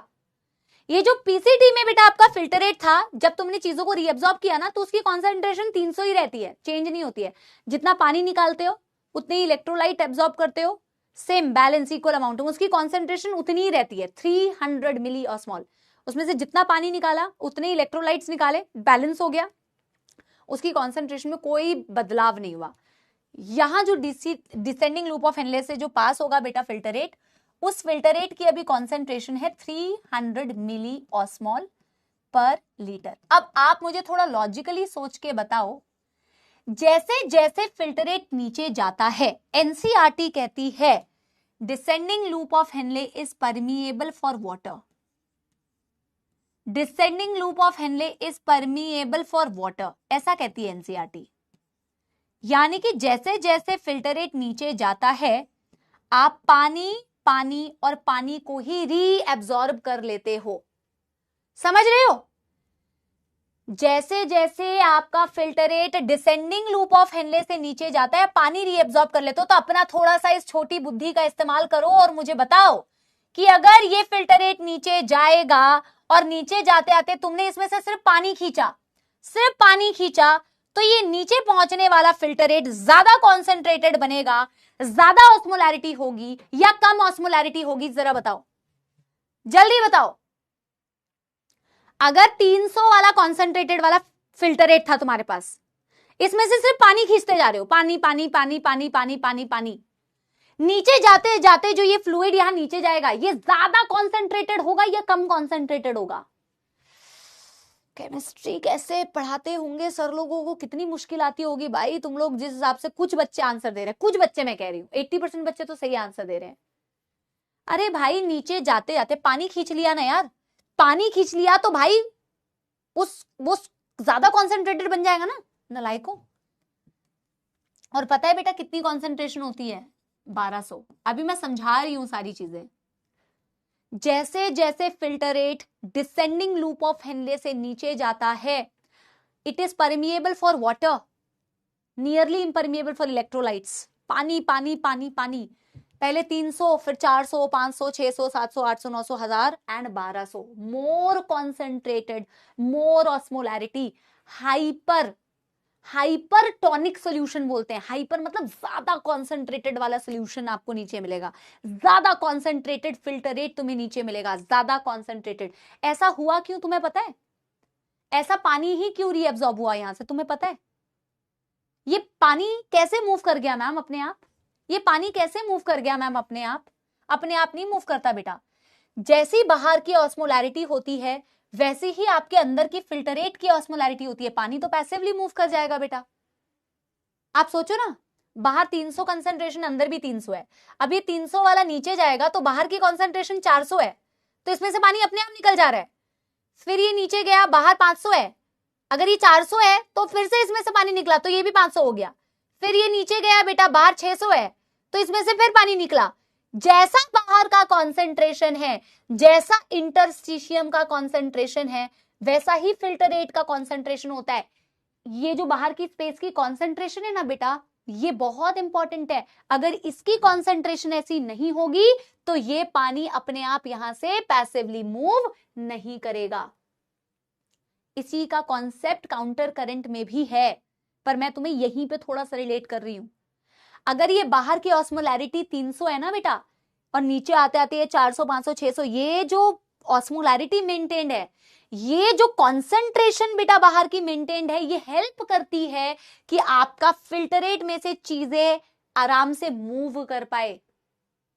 ये 300 वाला देख, आप खुद सोचो ना यार, यहां कॉन्सेंट्रेशन है 500, अगर ये 300 वाला फ्लूइड नीचे, यहां है 400, ये फ्लूइड नीचे आया, अभी तक तो ये 300 वाला था, लेकिन जैसे ही बाहर 400 है ना बेटा, पानी ऑटोमेटिकली निकल जाता है। पानी निकल जाएगा तो ये भी अब 400 बन जाएगा।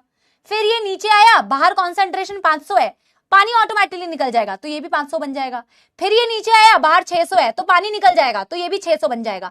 और मैक्सिमम कितना बन जाता है बेटा? 1200। As the filter, what is counter currents, हम बाद में पढ़ेंगे इसको। जैसे जैसे आपका फिल्टरेट नीचे मूव करता जाता है, descending loop of Henley is permeable for water. Permeable मतलब ये पानी को अलाउ करता है निकलने के लिए। परमिएबल मतलब इसकी परमिएबिलिटी है, ठीक है। जैसे जैसे फिल्टरेट नीचे मूव करता है, descending loop of Henley is permeable for water. इसमें से पानी पानी पानी पानी पानी निकल जाता है। पानी निकल जाएगा तो डाइल्यूट तो बनेगा नहीं। डाइल्यूट क्या होती है? जिसमें पानी डाल दो तो वो डाइल्यूटेड बन जाता है। पानी हटा दिया तो ये बहुत कॉन्सेंट्रेटेड बन जाता है। At the base the concentration, the osmolarity is 1200 milli osmole per litre. और पानी ही क्यों निकला? पानी ही क्यों निकला? क्योंकि फिल्टर रेट नीचे मूव कर रहा था। सुनो मेरी बात, मैं आज सिर्फ इतना ही पढ़ा के जा रही हूं। पानी क्यों निकला? अरे भाई, जैसी बाहर की कंसंट्रेशन है वैसी अंदर की कंसंट्रेशन होनी चाहिए ना। अब यहां पे वैसा नहीं होगा। अब यहां पे तुम देखोगे फिल्टर रेट नीचे मूव कर रहा है, तो जैसी बाहर की कंसंट्रेशन है ना बेटा, वैसी अंदर की कंसंट्रेशन है। अगर बाहर 500 है तो अंदर भी 500 होना चाहिए। जो फिल्टर रेट आया था उस फिल्टर रेट की कंसंट्रेशन 300 थी, पर वो फिल्टर रेट जब नीचे मूव करता है तो वो बाहर देखता है बाहर की कंसंट्रेशन तो ज्यादा है, पानी पैसिवली मूव कर जाएगा हाई टू लो। हाँ,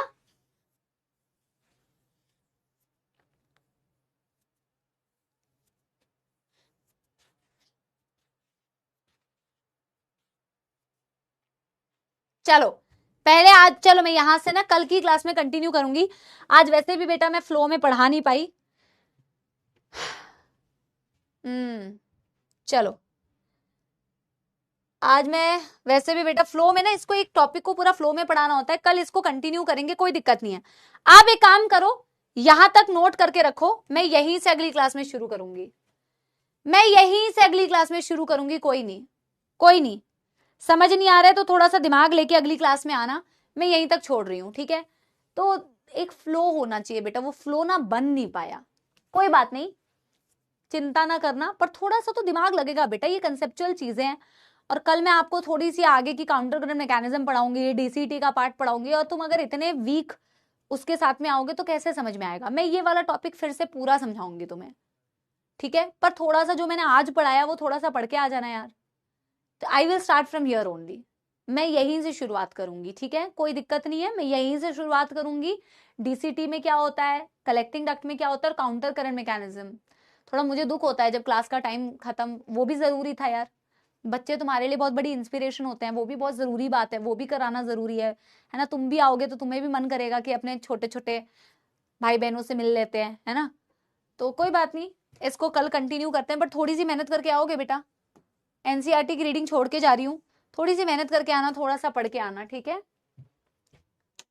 थोड़ी सी मेहनत करके जाना, थोड़ा सा पढ़ के आना। मैं कल इसको कंटिन्यू करूंगी। गाना भी कल की क्लास में सुनाऊंगी। आज हमने इतना कुछ बेटा पढ़ा नहीं है कि तुमको थोड़ा सा गाना सुनाना पड़े।